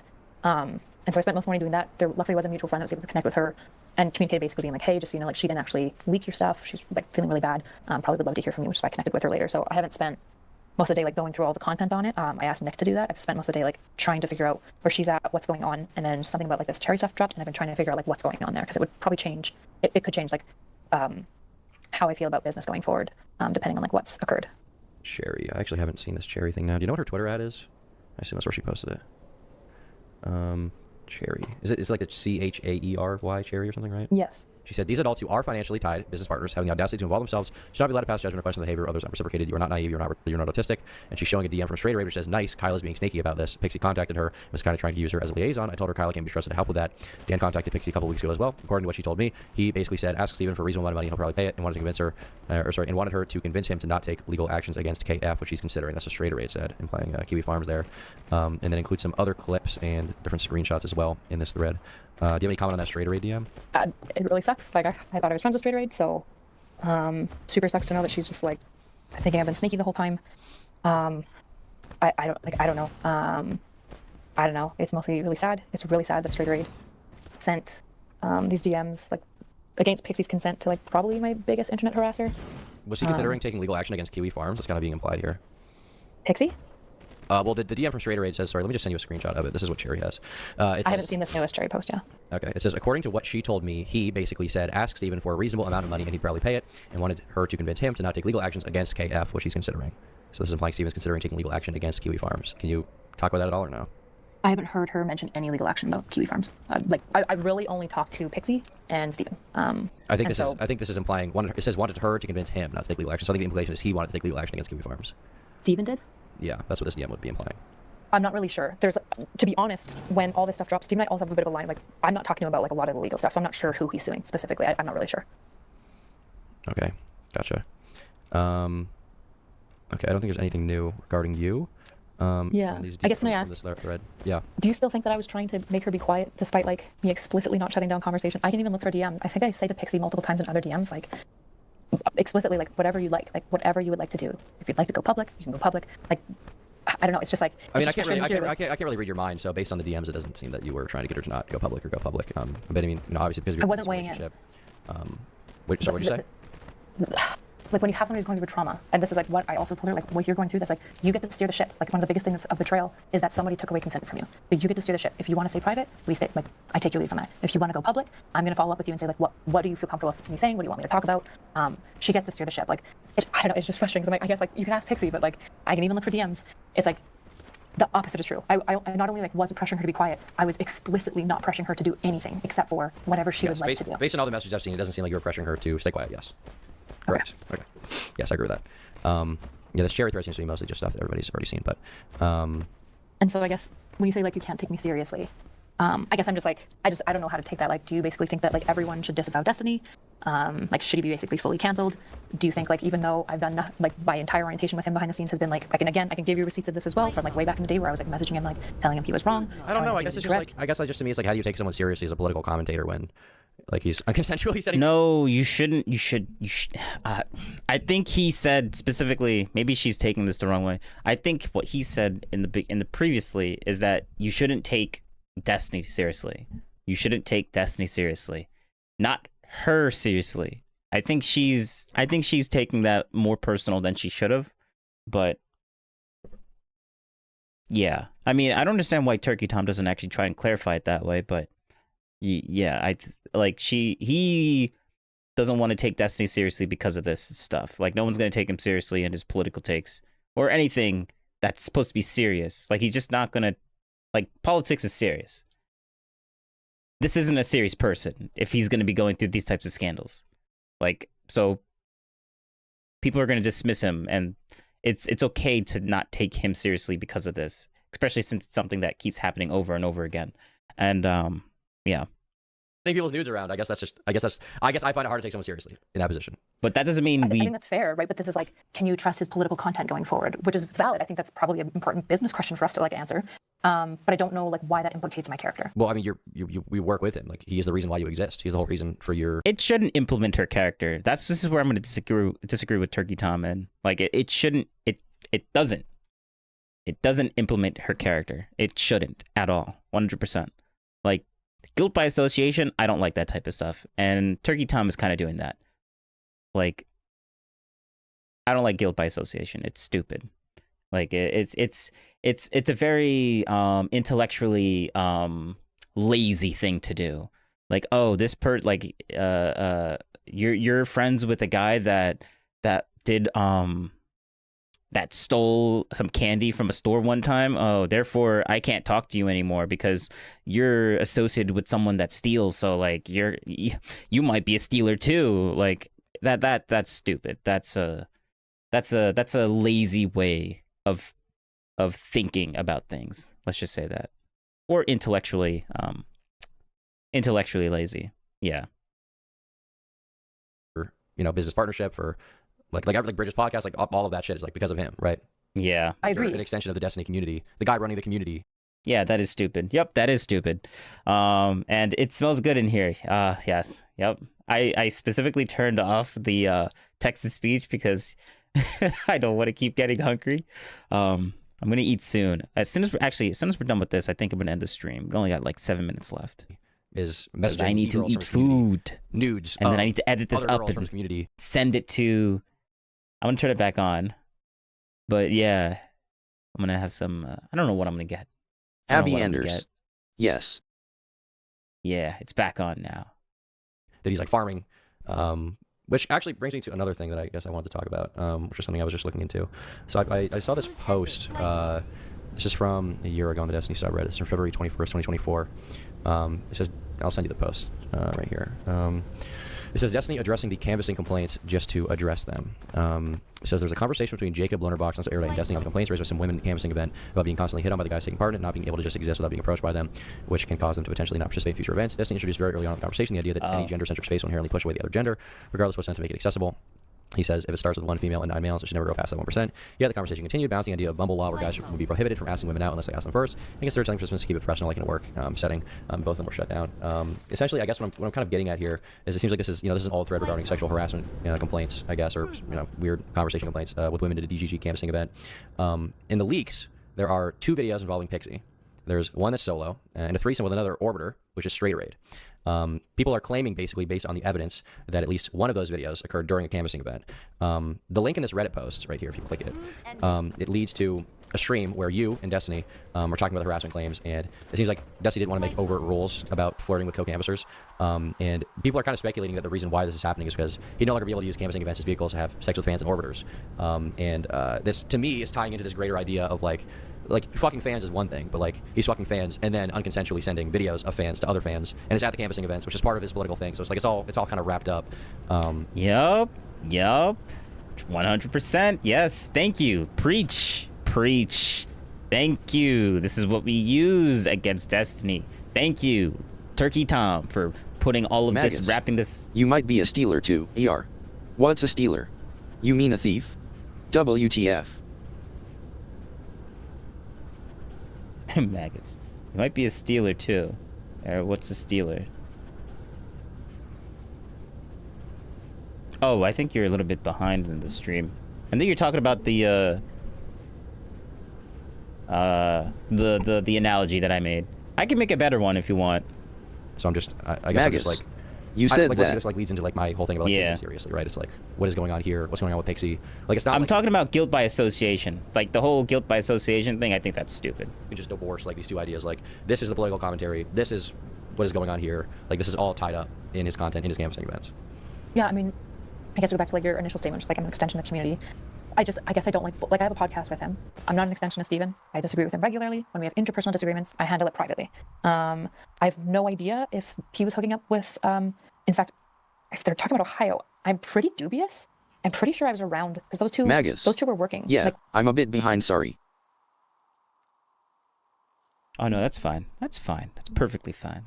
With me on that event. How are you doing, maggots? Is that really how you? Is that how you say your name? Maggots? No, Magus. Magus. Yeah, whatever. I'm pretty dubious that it was taken. The I don't AI know says for it sure. I weirdly. have no idea, and I don't know. I didn't even know that this leak existed. I guess I haven't looked at them. I genuinely would be very suspect that it was taken at the canvassing event, just because of like how often I was with both of them, and then all three of them, like in like public spaces. Pixie and Aaron had like each had their own rooms. Like Aaron was sharing a room with multiple people. Like there was a full streamer house, and the one night that I remember like Steven like hanging out like with just a few creators alone, he was hanging out with Jasmine Jafar and Irrelevant. Like they were just like talking. I think they just went back to his thing to talk, and I think maybe Lauren De Laguna went as well. Okay. So if it happened maybe the day after, I'm not really sure, but I'm pretty sure. I would be very surprised. Like I don't know when they found time. If I'm being honest, they were working like all day. So Okay. So you don't think it was happening at the canvassing events? I don't know. I'm very dubious that it is. Okay. Yeah. Okay. All right. Well, that was the last specific thing I wanted to talk about. To conclude my opinion, yes, I don't think that you were trying to keep Pixie silent, based on what I've seen. Yeah, maybe, I don't know, people will come up with some other thing that I haven't seen that will show me that, but that does not seem to be the case to me. So if that's what your goal is with convincing me personally, and probably a lot of the audience by extension, I think you just succeed in that. Obviously beyond that point, people probably criticize you for associating with Destiny at all, but yeah, I think that's about all there is to that. Is there anything else you want to say before I end the recording? No, I guess mostly I just like I appreciate you giving me the time to listen to me. I would appreciate if people like, I don't know, it feels very icky to always be viewed as just like this like necessary extension of Steven. I don't like this idea that if I'm like friends with somebody, that means I'm like agreeing with all of his actions and behaviors. I think there are some things that are like non-negotiable, but I like acting like these things are like objectively agreed upon, and that everyone just knows what these are. I think it's pretty unfair. Magus. I think the well, way the name Magus was taken, so I had to go with Magus. Stupid, but that's the truth. Well, that's all right. people have like responded to Pixie, like smearing. Yeah, like my name was completely taken away, but I just did a play on words and I just made it sound like the way that I wanted to make it sound. Because like, I guess some people in the 1980s called themselves Mr. Wise Guy, like, and literally spelled it properly. So I'm like, you know what? I want to call myself that. So I just came up with my own thing. Her and trying to paint her as an extortionist has been really gross. Shout out President Sunday. Yeah, I think like first and foremost, the most important thing, like even when you're making this, is like to just be mindful. If there's anything that I say that you're like, don't know if that will like cast Pixie in a bad light, like I prefer it excluded. And I guess, I don't know, the disproportionate level of like hatred and vitriol that I feel like I've been getting for staying silent when the victim asked me to, telling a friend that he was wrong and trying to mitigate a solution for the friends, and then stepping back when that solution wasn't working and they were going to like legal things.